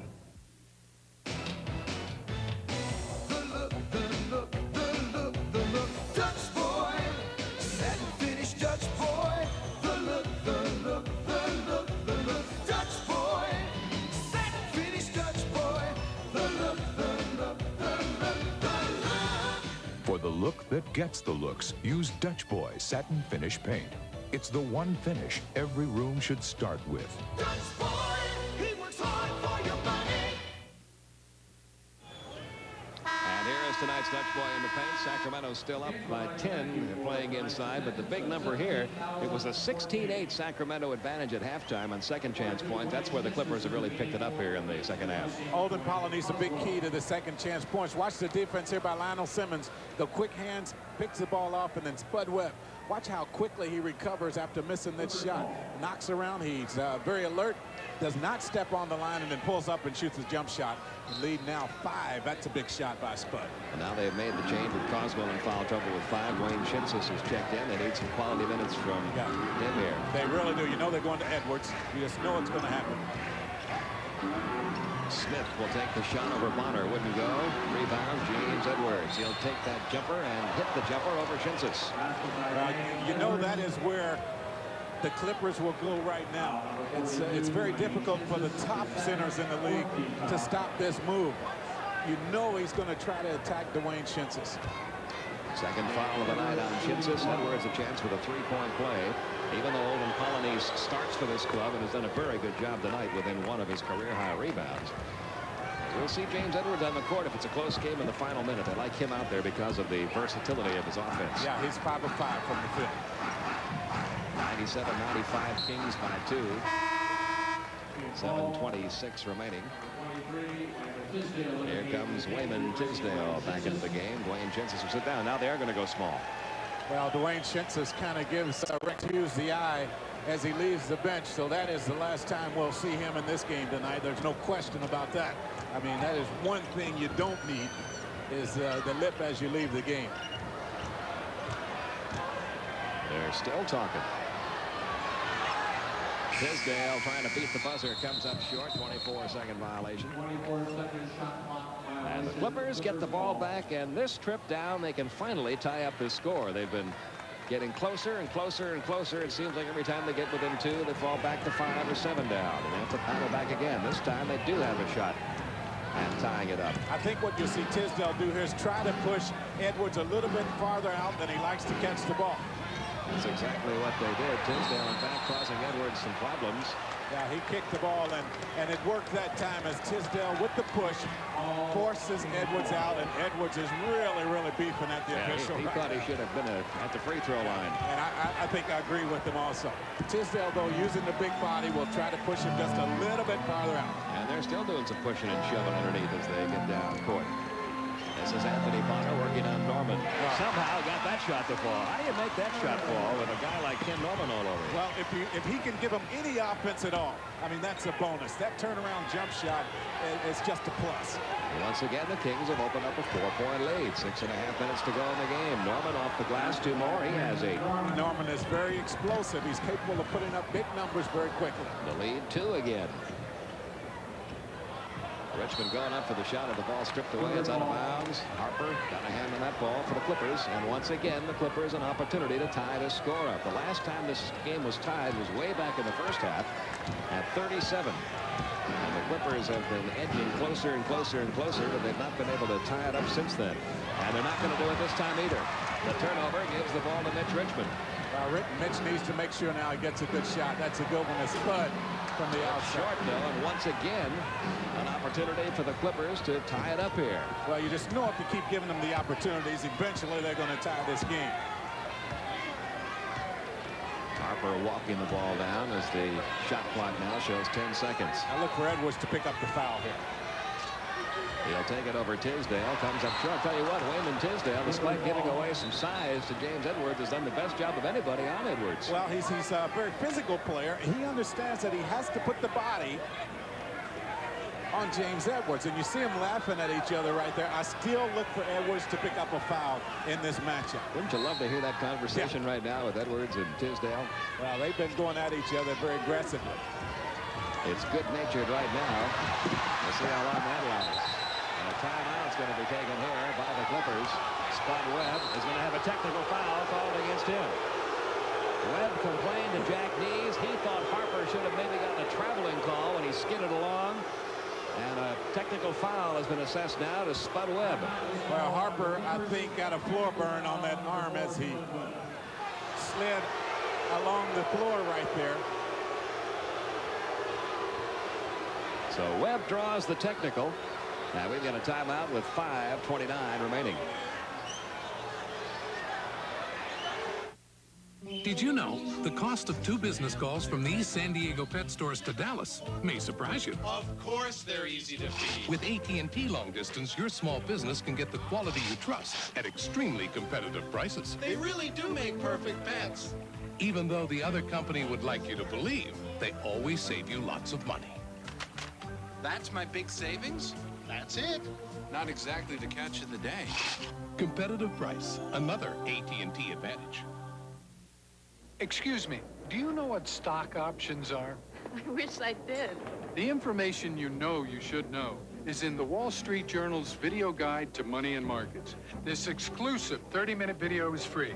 When you call for 13 weeks of the journal for just $37, that's over 20% off the newsstand price. Call toll-free 800-421-2000 for 13 weeks of the Wall Street Journal and your free video on money and markets. That's 800-421-2000.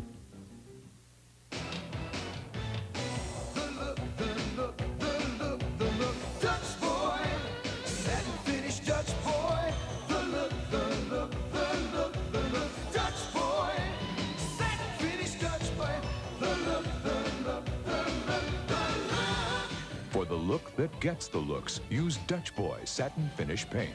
It's the one finish every room should start with. Dutch Boy, he works hard for your money.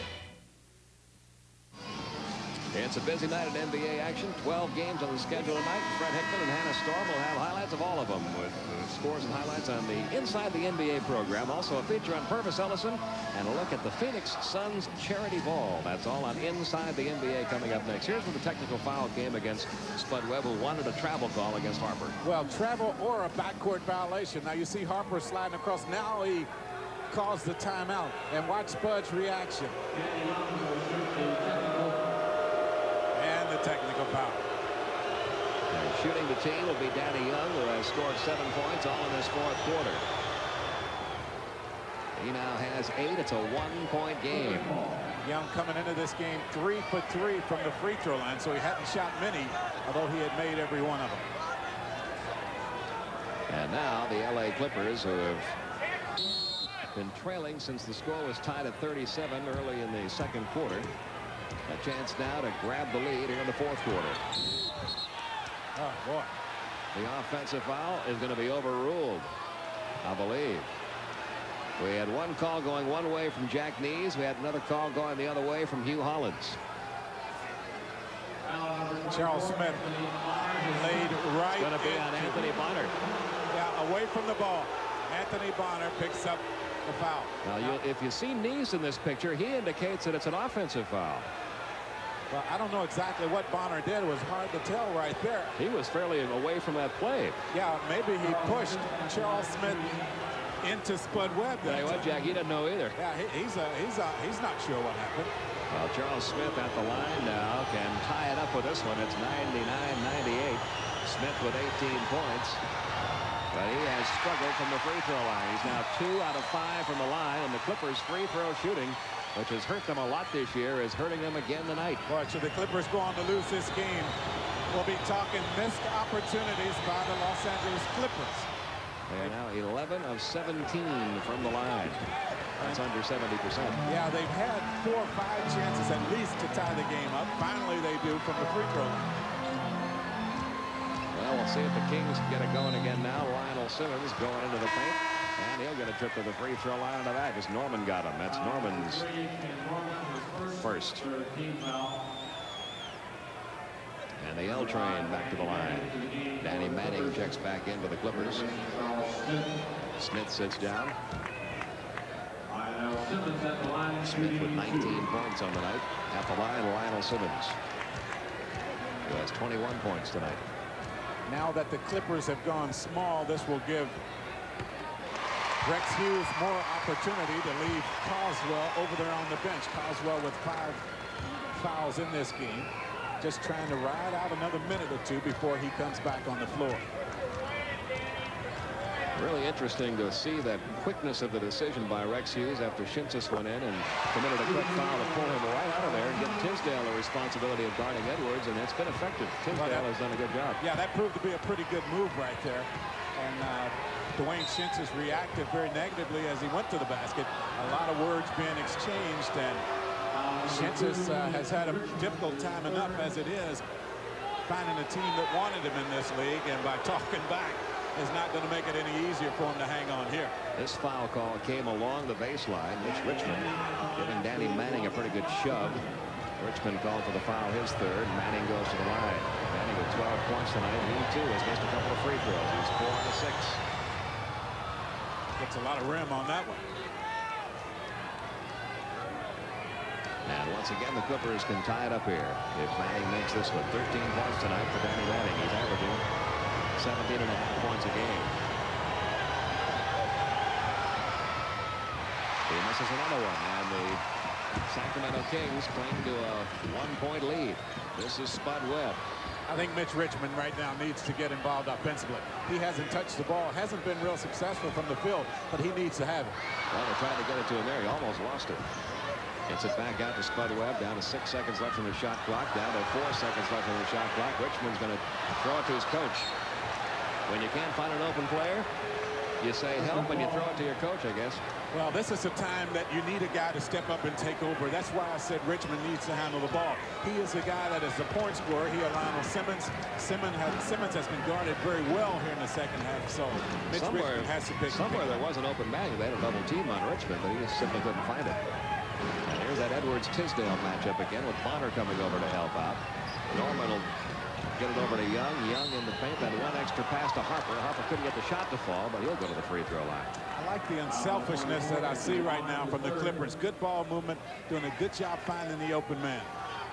At the line, Ron Harper, Anthony Bonner picking up his third foul. 101-100. Kings up by 1. And once again, the Clippers, who have gotten to this position quite a few times in the last couple of minutes, but cannot hit those free throws. It's killing them. It's amazing. They have only hit 4 out of 7 free throws in this fourth quarter.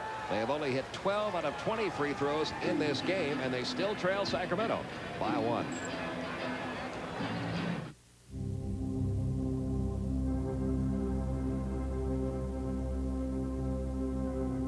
Making a sports card seems mandatory to mention how fast it can go. All right, with an overhead cam engine capable of producing 228 pounds of torque, the new Subaru SVX can reach speeds in excess of 140 miles per hour. But how important is that? With extended urban gridlock, gas at $1.38 a gallon, and highways full of patrolmen. Instead, why not mention the things you shouldn't mention about a sports car? A strong weld, an anti-lock braking system, the ability to carry 4 adults, all-wheel drive, engineering that endures. Still, if it's speed you want, we promise you'll be able to use most of the speedometer. Subaru, what to drive. Dutch Boy paint is now on sale. Dutch Boy paint is now on sale at Sears. Now Dutch Boy is available at Sears. Everyday low pricing as low as $9.99 a gallon for Dutch Boy Confident Interior Flat. See store for details. We've added the leading cough suppressant to the proven cold relief of Alka-Seltzer Plus to relieve your cold and cough at the same time. New Alka-Seltzer Plus cold and cough medicine in the purple box. 2 kinds of relief from only 1 medicine. Brad Hickman and Hannah Storm standing by inside the NBA right after tonight's game. A feature on Purvis Ellison. A look at the Phoenix Suns charity ball. And all the scores and highlights from tonight's action. Our next game from the NBA here on TNT Wednesday night from Boston Garden. Hakeem Olajuwon and the Chief, who is just an amazing, amazing player. To go as hard as he goes and as long as he goes at his age.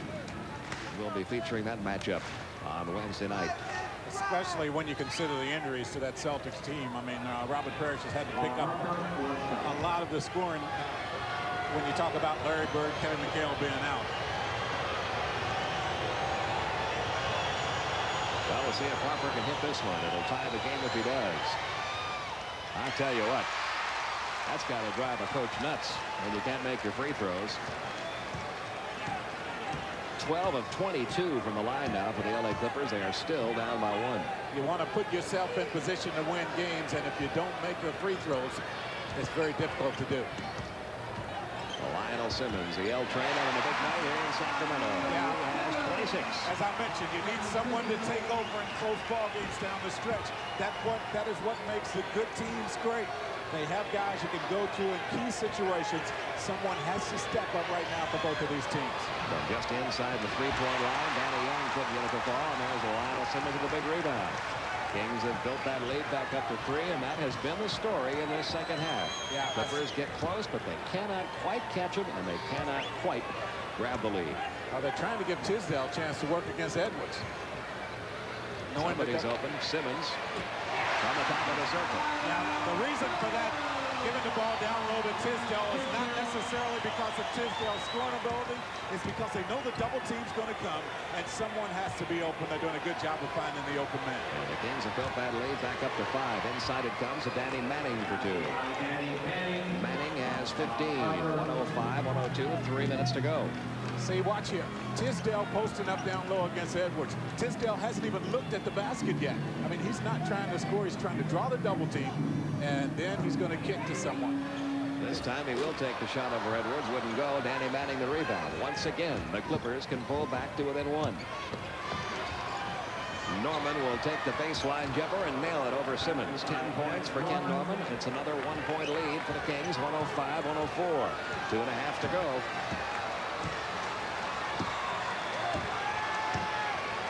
Isolation situations, that's what they've been doing. They get the ball into Lionel Simmons. He has got Norman on it. Back out to Spud Webb. Back to Simmons. 5 seconds left to shoot it. Turnaround jumper from the baseline. Wouldn't go. The offensive board and the putback by Anthony Bonner. This team of Sacramento Kings, which has had so much trouble on the boards this year, having a good game on the boards tonight. They're up by 3 again, 2 minutes to go. If Bonner's going to score, he has to do it just right there. Well, the few times Sacramento has out-rebounded anybody this year, 45-42, they have the edge over the Clippers right now in boards. And Danny Manning with a chance now for a three-point play as he gets his 17th point. Anthony Bonner picking up his 4th foul and a chance once again for the Clippers to tie it up. 73% from the field in the last 3 games is Danny Manning. Good down on the low block.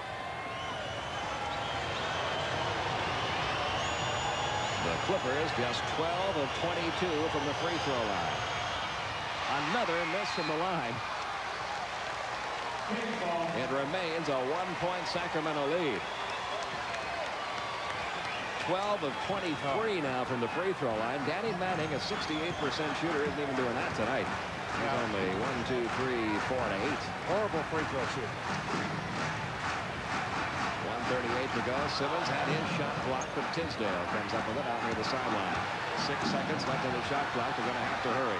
Spud Webb draws a crowd, took the shot. The putback wouldn't go. The rebound pulled away by Danny Manning. Almost threw it away. Good save there by Young. The Clippers have not led this game since it was 3-2 in the opening couple of minutes. They can grab the lead here. And they're going to get a whistle. The basket doesn't count. The whistle came before the basket.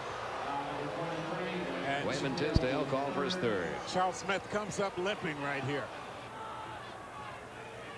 You'll see him right here. Take the ball to the basket. Tisdale from the front gets him with the foul. So once again, the Clippers will be going back to the free throw line. This time, Charles Smith. Like just about everybody else on the Clippers, he has had his troubles. Just 3 of 6 from the line tonight. Smith started the season on the injury list. Arthroscopic surgery on his knee. You have to be concerned every time he comes up limping. And they miss another one. Unbelievable. Here's an 80% free throw shooter, Charles Smith. All right, gets loud in this building. Polony's checking in. And the Clippers self-destructing at the foul line tonight. They're 12 of 24. They've got to make this one to stay above 50%. Forget 70%. Finally, one falls for Charles Smith. He now has 20 points. Tied at 107. Just over a minute to go. I still think Richmond has to find a way to come up with some offense here. They need his production. He has really been quiet in the second half. They go to him into the paint. There it is. They're going to tip to the free throw line. Well, you know, that's just as good as getting you 2 points.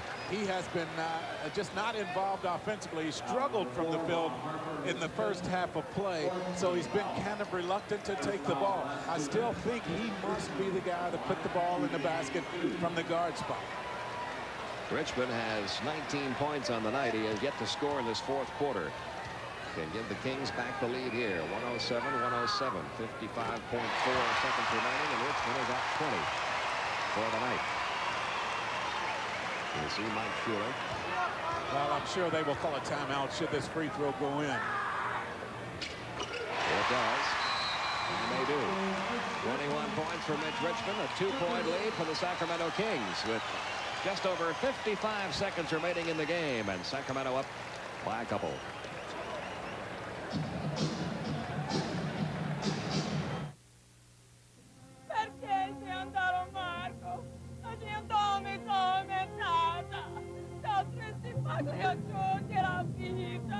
Why are foreign films so foreign? Perché domando perché? Try Bud Dry. It's dry brew, not watered down.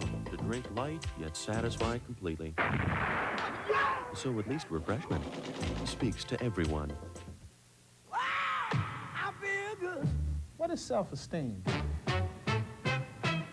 Self-esteem, to me, is believing in yourself. It's being proud of who you are. Self-esteem is what you see in the mirror. If you see a bright student, then you can be a bright student. I feel good.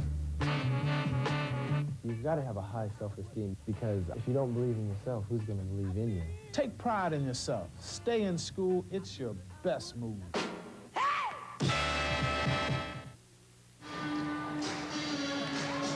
The Sacramento Kings trying to hang on for dear life here in the final minute of play at ARCO Arena. We've got 55.4 seconds remaining. Pete Van Leeuwen and Jack Gibbons with you, and it's a 109-107 Kings lead. Kings still have 2 timeouts left. The Clippers have 1 full timeout. They still have the 20-second timeout remaining. A lot of things can happen in 55 seconds, and the thing that must happen is the Clippers must go to the free throw line and find a way to get some success there. They've had a chance to definitely be well in control of this game, but they've struggled so badly from the free throw line. And there you see the timeout situation with 55.4 seconds remaining. 109-107 Sacramento. You see Rex Hughes right there, and this has been pretty much the case for him. Close ball games. His team trying to pull another one out down low.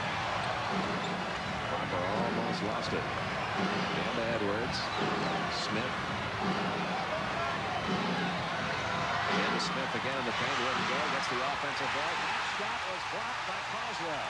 Coswell, who is playing with 5 fouls, was able to block that one cleanly. What a timely replacement that was by Rex Hughes. His 4th block tonight. Coswell had sat over there for at least 6 minutes.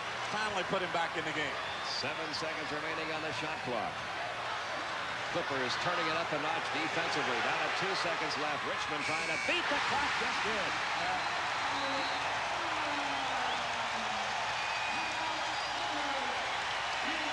8.1 seconds remaining. It's a 4-point lead for Sacramento.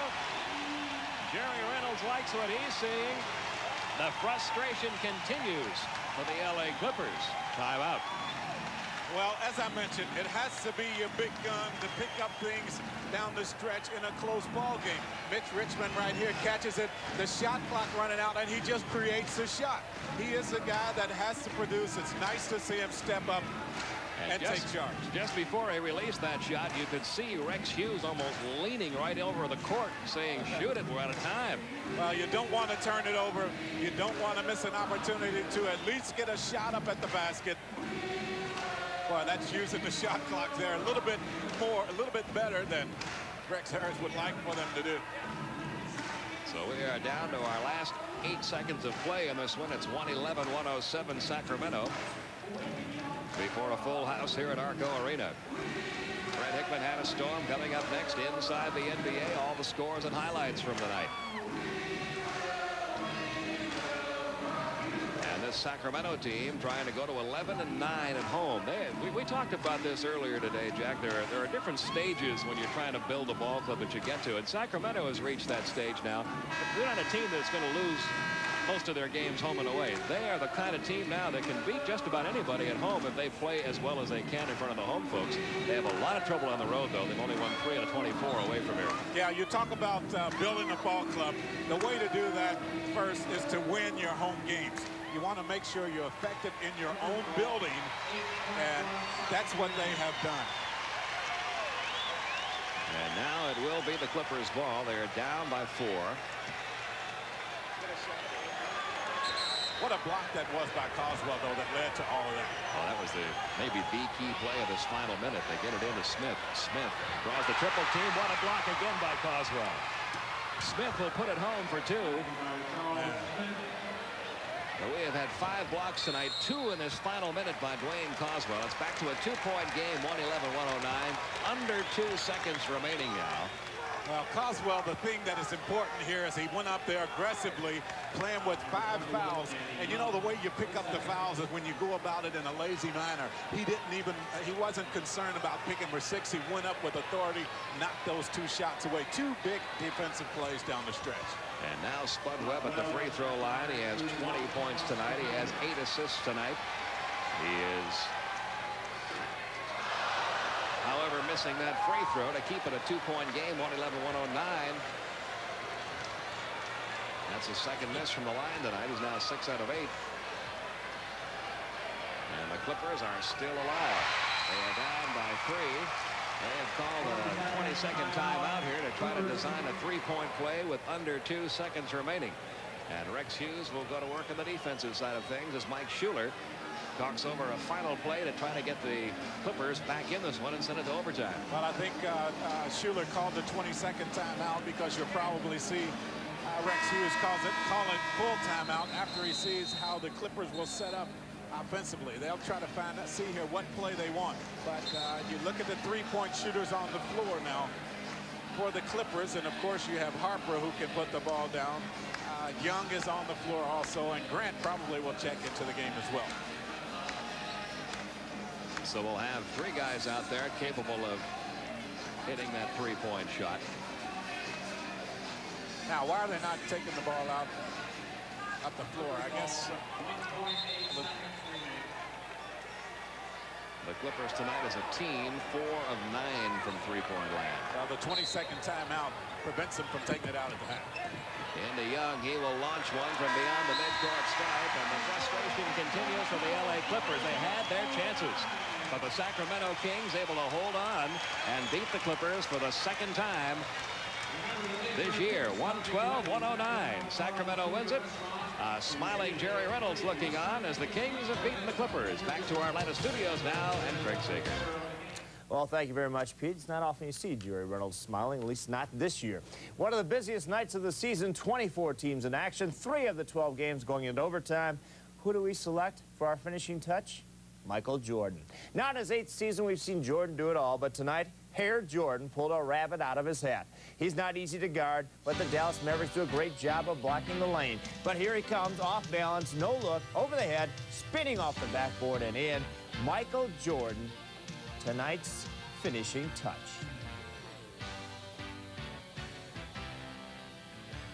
And for all the scores and highlights, also the Hall of Fame electees, be sure to stay tuned for Inside the NBA with Fred Hickman and Hannah Storm right here on TNT.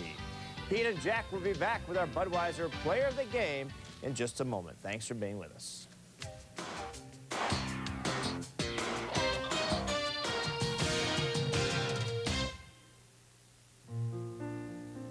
When she was 7, she discovered she had a talent. When she was 9, she knew she had a gift. A gift Coca-Cola supports by sponsoring national Olympic teams in 154 countries around the world. A gift we celebrate as the Olympic spirit. Can't beat the real thing. A luxury car says a lot about its owner. Mine says I'm witty beyond belief. Mine says I'm more Europeanish. Mine says I'm the product of superior genes. A luxury car says I'm so successful I can go into debt. I'm much more handsome. Cosmopolitan. Another pathetic sheep following the herd. Says a lot. I'm irresistible. Powerful. Stylish. Sexy. Dynamic. The all-wheel drive Subaru Legacy. All it says is that you bought a great car and you can still pay your mortgage. Tonight's game has been brought to you by Bud Dry, dry brewed so it drinks light yet satisfies completely. And by Subaru, it's what to drive.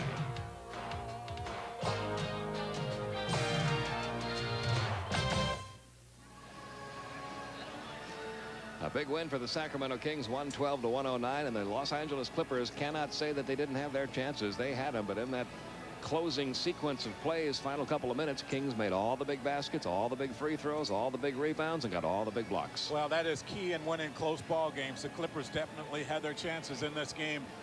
Terrible free throw shooting, and that's going to be the story of this one. Sacramento is now 14-30 on the year. The Clippers have lost 4 in a row. They're 20-24. Here's our Budweiser player of the game, Lionel Simmons. He was the go-to guy in that fourth quarter. Finishes the night with 28 points. That's just 5 off his season high 11 from 17 from the field for Lionel Simmons. Be sure to stay with TNT. NBA action will continue on Wednesday night. That's Wednesday of next week from the Boston Garden. It'll be the Houston Rockets and the Boston Celtics. And coming up next on TNT, Inside the NBA. Busy night tonight in the NBA. Fred Hickman and Hannah Storm will have all the highlights. More Jack Evans, Pete Van Wern speaking to you from ARCO Arena in Sacramento, where tonight it was the Kings over the Clippers, 112 to 109. Good night, everyone.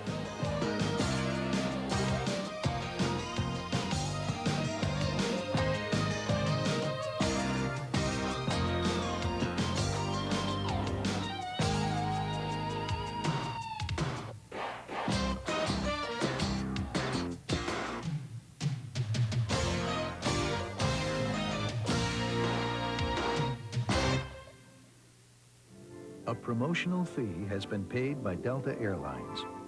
We love to fly, and it shows. Mama may have, Papa may have, but God's just a child that's got his own. That's got his own. The movies, interviews, and rare shorts. TNT salutes black performers. All February long on TNT. Congratulations to TNT's ACE Award-winning exclusive premieres, special events, and sports events. The ace goes to Christine Lottie, Crazy from the Heart. And the ACE Award goes to Vanessa Redgrave, Young Catherine. Documentary series, Trials of Life, TNT. Informational documentary host, David Attenborough, The Trials of Life, TNT. NBA All-Star Saturday, TNT. I want to thank all the people at TNT. Keep it up.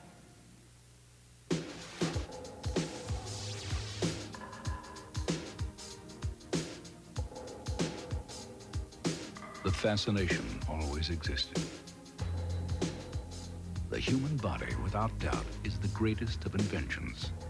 Flawless in design, capable of astonishing feats. Amazingly, the harder the body is worked, the stronger, more beautiful it becomes. To unlock your body's potential, we proudly offer SoloFlex, 32 old-fashioned iron-pumping exercises, each correct in form and balance. All on a machine that fits in the corner of your home. SoloFlex, simple and efficient, like the body itself, which may explain why it looks less like a machine and more like a work of art. For a free brochure, call anytime.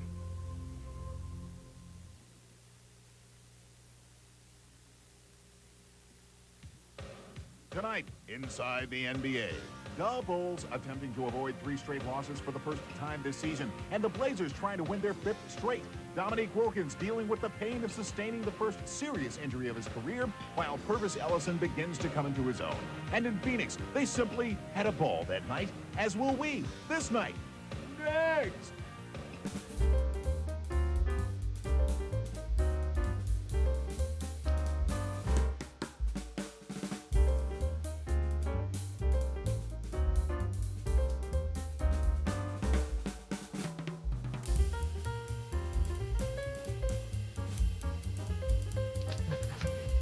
Inside the NBA with your hosts, Fred Hickman and Hannah Storm. Hi, everybody. Thanks for staying up and for joining us. I'm Hannah Storm. And I'm Fred Hickman, and be it late, we're still living large. Terrific. We got some terrific action tonight. Some great highlights to show you. A nice little feature coming up later on Purvis Ellison. But first, that never-ending battle between Phoenix and Utah. Boy, don't they have a great rivalry? Their playoff meetings, these two teams know each other well, and they really get geared up for playing each other. It was evident again tonight in a matchup between Phoenix and Utah. Not only great rivals, but also at this time, 2 of the top teams in the Western Conference. The Hot Suns had risen in the Pacific with 10 wins in their last 12 games coming into that scene tonight. And the Midwest Division-leading Jazz, right in tune at the new Delta Center, they had the second-best home record in the NBA. The result, overtime for the second time in 2 meetings between these teams, and we shouldn't even be surprised with that. And Jazz coach Jerry Sloan getting tossed early in the game, leaving it to Phil Johnson. And Johnson's Jazz were down after this runner by Jeff Hornacek of the Suns. Late in the third quarter, tight game the whole way. Jeff Malone misses after a scramble. It's Hornacek again. He starts the race against the clock. Will he make it with time running out? Sure he will. The layup, and the Suns are within one. It's 81-80. Fourth quarter, Jazz down by 3 to Karl Malone. The fake, the drive, the slam.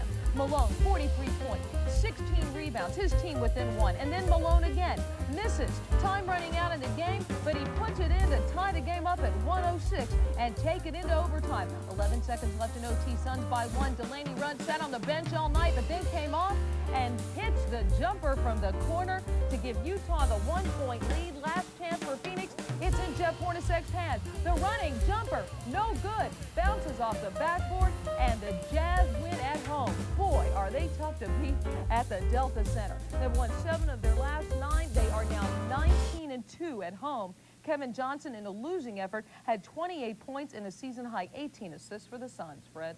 Well, the New Jersey Nets are on a 5-game trip west, and we're looking for their first win of the excursion tonight. But boy, do they pick a bad spot to pull over. A place where the Nets had not won since November 19th, 1985. A team which they hadn't beaten at all in the last 10 tries. That place, Portland, that team, the Trailblazers. And here's a look at the action tonight. Look good early. Morris and Derek Coleman playing catch against Jerome Kersey, but Kersey comes up big. Guessed right. Big block. Bill Fitch, the co-product, not happy. Sam Bowie here. Look at the no-look pass to Morris, to Coleman for 2. Nicely done underneath the Nets, down by a deuce. Third quarter, and this is what you call hammer time. Chris Morris, it speaks for itself. Face job right in Buck Williams' face. Fourth quarter, the Nets are down by 15 at one point, but they go ahead in the fourth. Raphael Addison hits the jumper.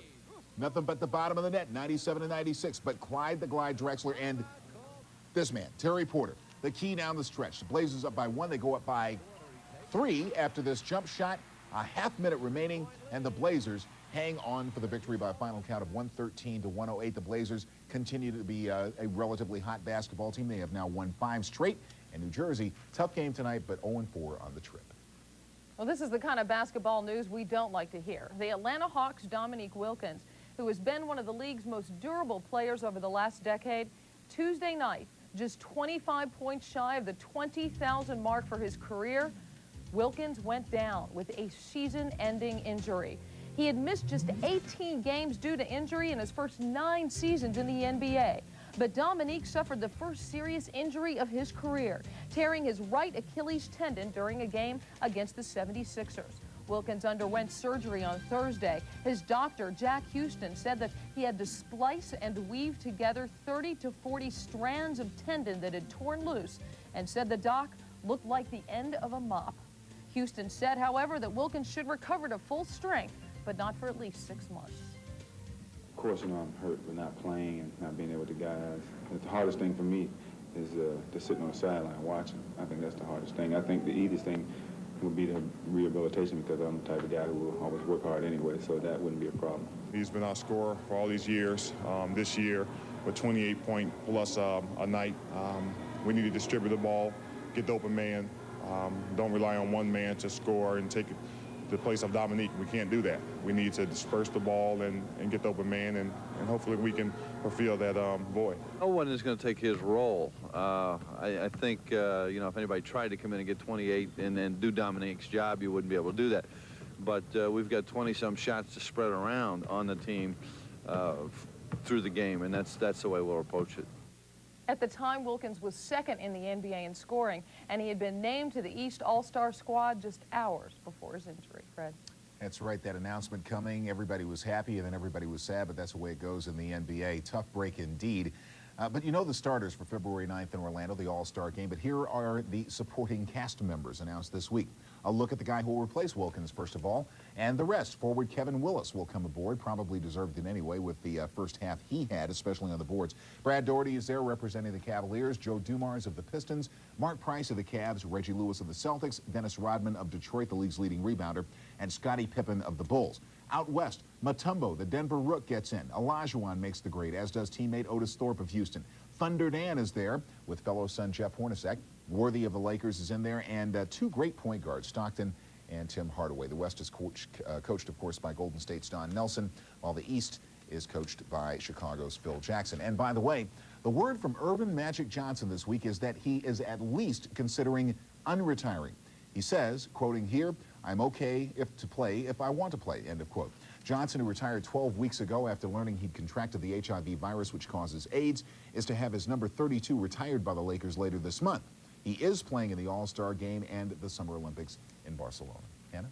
Magic Johnson certain to be a future Hall of Famer, and today 9 new members of the Basketball Hall of Fame were announced.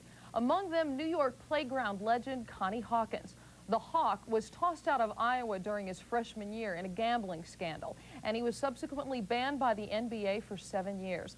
Hawkins insisted throughout the years that the accusations were untrue, and the NBA finally lifted the ban in 1969 after settling a damage suit for more than $1 million.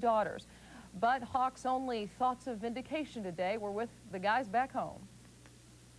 I have to give a lot of credit to a lot of players that played back then when I was playing, and mainly to the guys in Brooklyn that used to beat me up and call me a little kid and smack me around and tell me I never amount to anything. I got you guys now.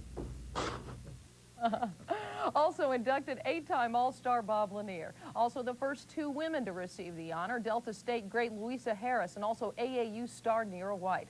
Also some coaches, Lou Carnesecca of St. John's, former Marquette coach Al McGuire, Jack Ramsey, whose 864 career victories ranked 2nd in NBA history, also the late Phil Wolpert, who led San Francisco to the NCAA title in '56 and '55. Also elected as a player was Sergei Belov, a perennial star for the Soviet national team that won the gold medal in the 1972 Olympics. The 9 will be inducted into the Basketball Hall of Fame May 11th in Springfield, Massachusetts. And it's just too bad that the Hawk never got to play in his prime in the NBA, although fans of the ABA and also the Harlem Globetrotters got to see him. Yeah, Pittsburgh in the old ABA. And, of course, you know the story about the coin flip when Phoenix and Milwaukee came in. Milwaukee got in that deal some guy named Al Cindor or something like that. Lou Alcindor, later to become Kareem Abdul-Jabbar. That's right. Bob Lanier, human lane violation, size what, 38 shoe or something like that? Still to come, we've got highlights from Dallas, from Washington, from Oakland, and points beyond, and also those from Phoenix, where they got together for charity and had a ball. So lace them up and give us a break. Be back in a moment.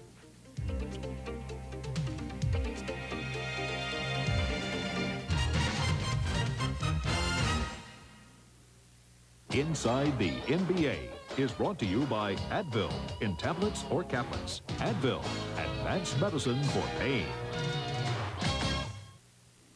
It was just another Saturday afternoon until those old guys came out of the woods with axes. Just when we thought it couldn't get any weirder, it did.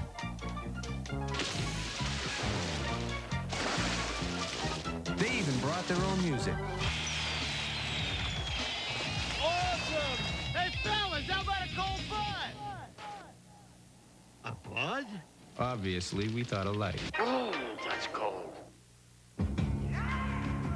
3M salutes the Olympic athletes who found a better way.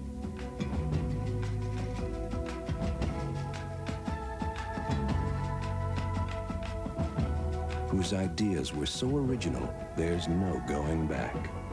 That same innovative thinking helped us invent fiber optic products like FiberLock, a vital link in worldwide communications. 3M, innovation working for you.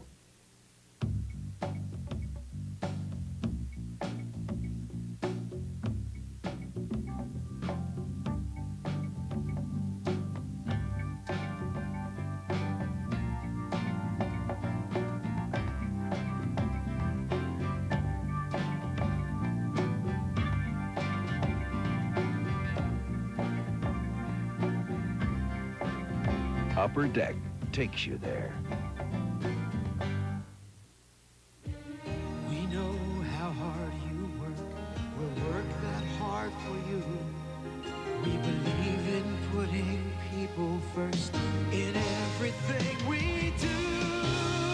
Every time we fly, every mile of sky, everything we do. USA begins with you. Everybody's different. Completely different. One person works one way, another person works another. There's no business exactly like yours. which is why IBM offers thousands of customized software programs and free seminars, all designed to help you run things your way. You don't have anybody else to count on, to blame things on when things go wrong, but you get all the glory when things go right.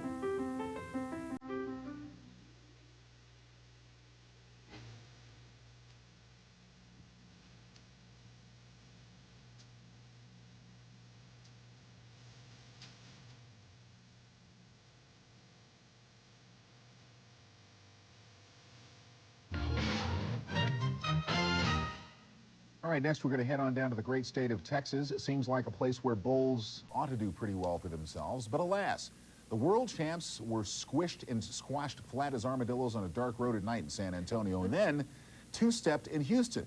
Would they fare any better tonight against those Dogies down in Dallas who've been struggling so mightily? Well, they had good boots. I'm not even going to say it. Anyway, Scottie Pippen inbounds. Michael Jordan. Pippen works off a great pick by Bill Cartwright for the baseline reverse. Pippen had 20 points. But watch Michael Jordan here. Takes it down, sees nobody open, so he takes it in by himself, hangs. You know, you look at it because nobody else could see it, and Michael didn't look at it himself. Great move, great shot, worth another look. Gets inside, simply knows where the square is on the back of the backboard. That's what they teach us on the playground, right? Not. Second quarter, Scottie Pippen. Watch him lob it up to Mike. Big time, gets behind everybody, got a little back pick over there, and it's an 8-point Bulls lead. And then Jordan here drops the ball, loses it, gets it back, creates, just crawls it over the front of the rim.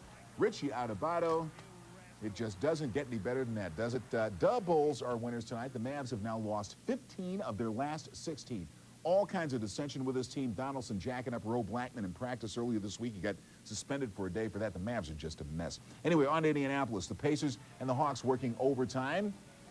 A little bed and breakfast there, I guess. In the second quarter, Stacey Augmon misses. Michael Williams breaks out. Chuck Person give it to Reggie Miller for the reverse. Nicely done. 44-31 Pacers. But in the fourth quarter, Kevin Willis hit not one, but two three-pointers to tie the game at 99. Yes, he is the 7-footer. And then in overtime, Michael Williams picks up the loose ball. It was all Indiana, and goes coast to coast for two. 105-99 right there. It was 115-106. The final in overtime, the Pacers' way. The Atlanta Hawks, if you're keeping score, are now 1-1 in the post-Dominique era. Meanwhile, the Knicks were visiting the Bullets tonight in the back end of a home-and-home series after New York got a 12-point win at home to hand Washington its 7th straight loss Wednesday night. The surging Knicks came in with 4 straight victories, and then they beat the Bullets for the second time in 3 nights, even though they blew a big lead tonight at the Cab Center. Pat Riley trying to lead his team to a season-high 4th straight win on the road. The X-Man, Xavier McDaniel, faking out Harvey Grant, the short leaner. He was 8 of 9 in the first half and finished with 29 points. 2 possessions later, Gerald Wilkins, nice baseline move over Purvis Ellison. The Knicks up by 8. Later in the first, Ellison with a power move in the hoop gets Charles Oakley. His team is within 10, but then the Knicks blew a 20-point lead, and the Bullets get back in it with some stingy defense. Tom Hammond's big block of the X-Man. It's 108, everybody. Going into OT, Pat Ewing takes over. In the extra period, he had 6 of his 20 points in OT. The Knicks come up with a 125-114 win. The Bullets have not won since January 14th against Indiana. Knicks have won 5 in a row. They're 4-0 in overtime games. Purvis Ellison finished with 19 points and 19 rebounds in a losing effort. Boy, that Purvis. You know, sometimes guys hit this league with a big bang. They land on the NBA floors running as rookies. For others, though, it takes a little time, and one such case is Purvis Ellison. Never more nervous as the former top draft pick overall is arriving. CNN's Jim Huber tells us about this one point of light, which is outshining the rest in Washington.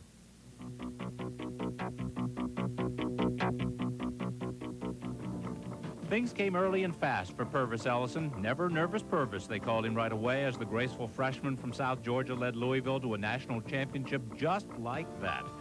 Lord, would there be no stopping this one? Maybe 3 more championships, a couple quick NBA titles, and right into the Hall of Fame? Well, Louisville never won another tournament game with Ellison in the lineup, and as the NBA's #1 draft choice, he has yet to play on a winning team. But the curve might have turned upward again the day Ellison was traded to the Bullets by Sacramento to learn at the feet of one of the game's legends. Coach Unseld is a player coach, and he's been through the vigors of the NBA season, and he understands the highs and lows that a player can go through throughout NBA season. You've got to have skill, and Purvis has that. And for me, it's just been a job of trying to get him to understand how to use the skill that he has. And the transformation under Unseld has the NBA agape. If Purvis Ellison isn't the NBA's most improved player, he is in the top 2. Purvis is right now, you know, one of the most improved players in the league, and they've got themselves a real great player in the future. You can't really improve during the season. It's always during the off season. You have to really dedicate yourself to do the things that you know that you have to do in order to become a better player. And this past summer, I did those things, and it's really helped me out a lot this year. Because Purvis Ellison made such an immediate impact on the nation's basketball consciousness as a center way back when, we still think of him as that. And in the Bullets scheme of things, he is working under a coach who was himself an undersized NBA center, but it's not where he figures he belongs. I played center in college, so it's not like I'm not used to it, but I think I would be more suitable at the forward spot. He realizes, and so do I, that he's giving away pounds. Okay, we understand that. So, what do? Do you not go in there and knock heads because you don't weigh as much? Then come over and sit down next to me. There are no options. Never nervous Purvis then continues to grow as a player. Never nervous, but perhaps getting a bit anxious to get back to the pinnacle again. Jim Huber, Inside the NBA. Never more nervous Purvis. I'll tell you what, if you've got to be a big guy who's got to learn how to play this game, what better teacher than Wes Unseld? Oh, no kidding. And he was a god at Louisville because, said Purvis in his own words, because Wes played at Louisville, so Purvis heard about him throughout college. He had to just be tickled to death when he got traded there to Washington. Yeah, Wes never backed up from anybody. Tough as a $2 steak when he was a player, I think Purvis should be on the All-Star team. Yeah, why not? We're writing him in right now, man. All right, we will. Okay. Coming up, we'll do some other stuff, too. We'll check out the Nuggets and the Warriors. Also, the best from the rest of the week in the NBA. Just in case you missed it, we got it. The finest of the finesse and even a little rough stuff on the way on Inside the NBA. Ooh.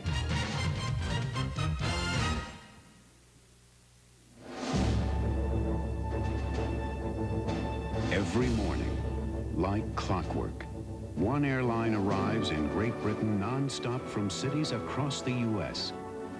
American Airlines to London's Heathrow and Gatwick, to Glasgow and Manchester. More non-stops to Great Britain than any other U.S. airline. American Airlines, something special to Great Britain. You know what's smart? This Magnavox digital CD shelf system that's incredibly powerful, compact, but what's really smart is this Magnavox 8mm Easy Cam that weighs less than 2 pounds. But what's really brilliant is this 13-inch TV with a built-in VCR. But what's ingenious is this 31-inch with a smart window that lets you see other channels and swap the picture. You know what's smart? This Magnavox digital CD... Go away. The ingenious products from Magnavox. They're smart, very smart. Yeah, I can tell just by looking at you, you could use some fun, right? Big fun. Las Vegas, Atlantic City, the Caribbean, cruise ships. But you got to take this along, the Players Club card. It's going to save you a lot of money. Well, that particular weekend, we saved $120 on the room. Fabulous rooms in first-class resort hotels. Use the card and take 25% off every day, any day. And you like to eat, right?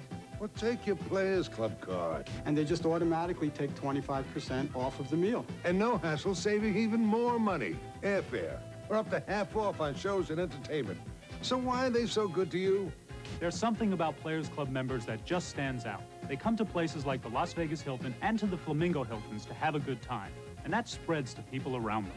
Call Players Club now. You're too smart to pay full price. New members get 2 free nights in Las Vegas or Atlantic City when the club books their flights. Call now, 1-800-421-2000.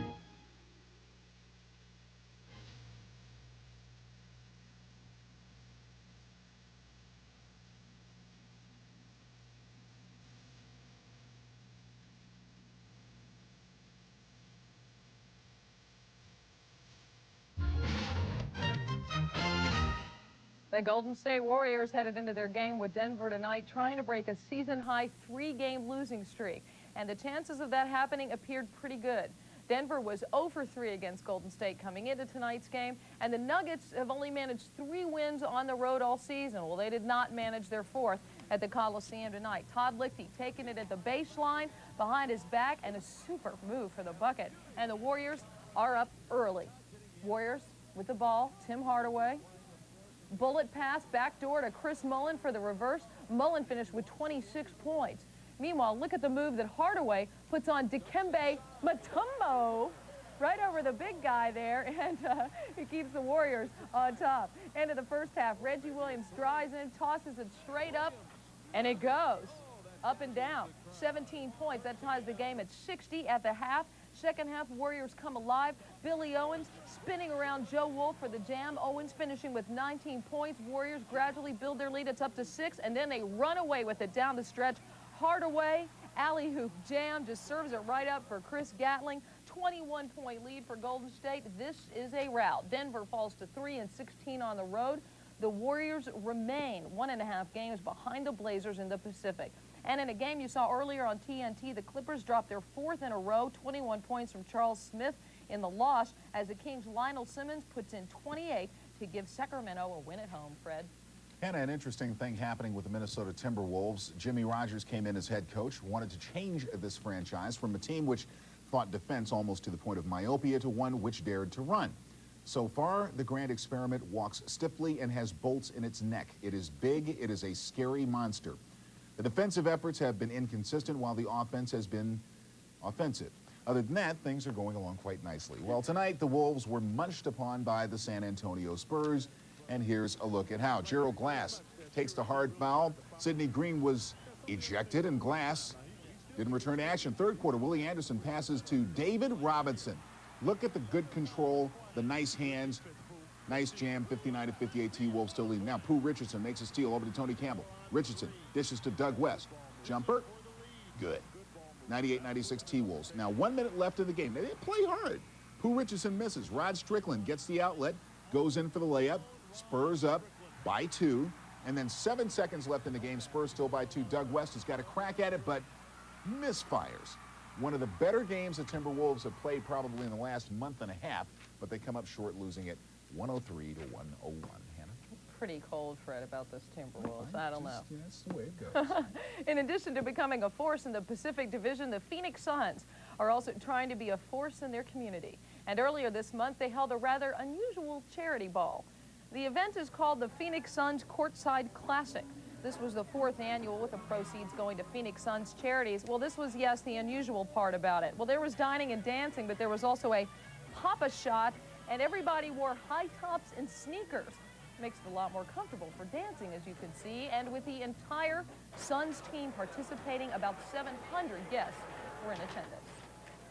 This is a nice affair and a big affair for the Phoenix Suns charities, and we're just delighted to be here. It gives the players a chance to get out and meet our fans, and that's also important to our organization. We have to get back to the community. It's the fans and the people around town here that really support us and that really, make it fun for us at the game. So we enjoy doing a few things for them. The Phoenix Suns, first in fashion and charity. The Courtside Classic raised $100,000 for local causes. Still to come on Inside the NBA, the Celtics and the Bucks and the rest of the night's scores after this timeout. Today, Tex-Tret Shoe Corporation announced a major retail expansion in 25 U.S. cities. When I see a company that looks like a good investment, I check it out myself. We make it easier to follow your own lead. At Charles Schwab, I can get quotes, financial news, and when I make a trade, commission savings. Always there to give you just the help you need. Help yourself at Schwab today.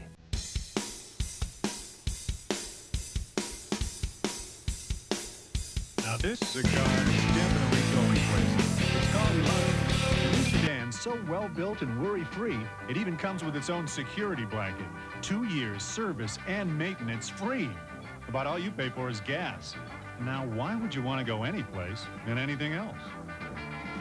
The new Elantra from Hyundai. Yes, Hyundai. If I want to keep playing baseball, I'm going to have to keep working. There's no off season anymore.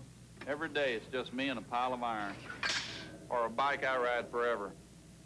And when I get sore, I take Advil. It's strong, it works, and I know it helps. And Advil's gentler on my stomach than aspirin. To last as long as I have, you got to stick with what works. That's why I use Advil. Advil, advanced medicine for pain. The bigger they are, the harder they jam. The NBA's best. Look back, look sharp, and look to the sky. All-Star Saturday, February 8th on TNT. NBA Wednesday on TNT. The Rockets know it's tough on the road, but it's even tougher in the Boston Garden. The Rockets take on the Celtics Wednesday at 8 on TNT. Bigger than life. Inside the NBA is brought to you by Advil in tablets or caplets. Advil, advanced medicine for pain.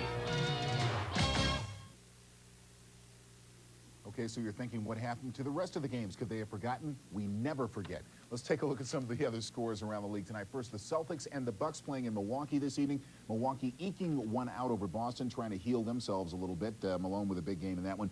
The Magic and the Sixers. The Sixers swatted them away. Bol, in fact, with 7 blocks of his own. The Sonics and the Hornets at Charlotte tonight, pounding the guys at home in the Hive, 122-105. And the Heat losing to the Pistons, Joe D and Zeke, both with big games. Hannah?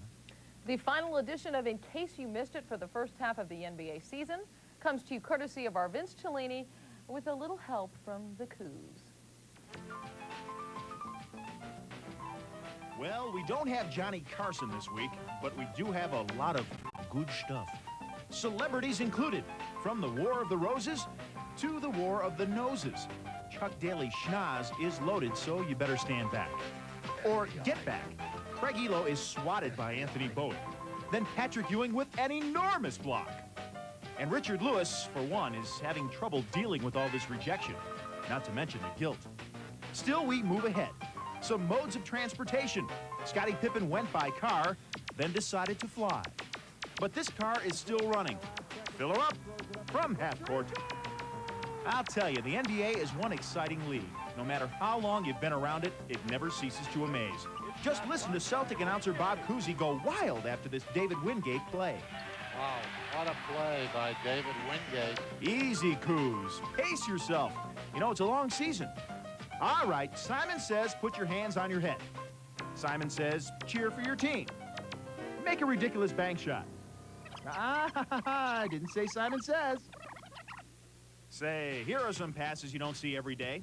Isaiah Thomas with a tremendous dish. Wow, what a play. Inbounds play to the Admiral. Wow, what a play. Coos, you are a wild man. All right, stay under control. Everyone will have a chance to meet a celebrity, I promise. Quit pushing. Here's Lou Gossett Jr., Billy Crystal. Let's see, is Regis Philbin here? No, but like Reg, we're out of control. But if we leave you with anything today, it's the old saying, good things come to those who wait. Dennis Rodman makes a great save, and here come the Pistons, without Rodman. So they have some time to kill. Anyone seen the worm here? Well, yeah, wait, there he is. Here comes Dennis Rodman, and yeah, he's just in time to hit a three-pointer. Wow, what a play. Way too much excitement for me. Now I gotta go. Our apologies to Bob Cousy. Coos has got to get a little vacation time, and he's working too hard. Anyway. Top game of the night, right? Utah gets a big win at home in overtime against what's becoming one of their arch rivals, the Phoenix Suns. 1-point win, Delaney Rudd with the game-winning shot, and at the new Delta Center, they're 19-2 as they solidify their hold on the Midwest Division. But Jeff Malone drawing the heat to him, getting the double team, and finding the go. open guy. Always important. Anyway, we're going to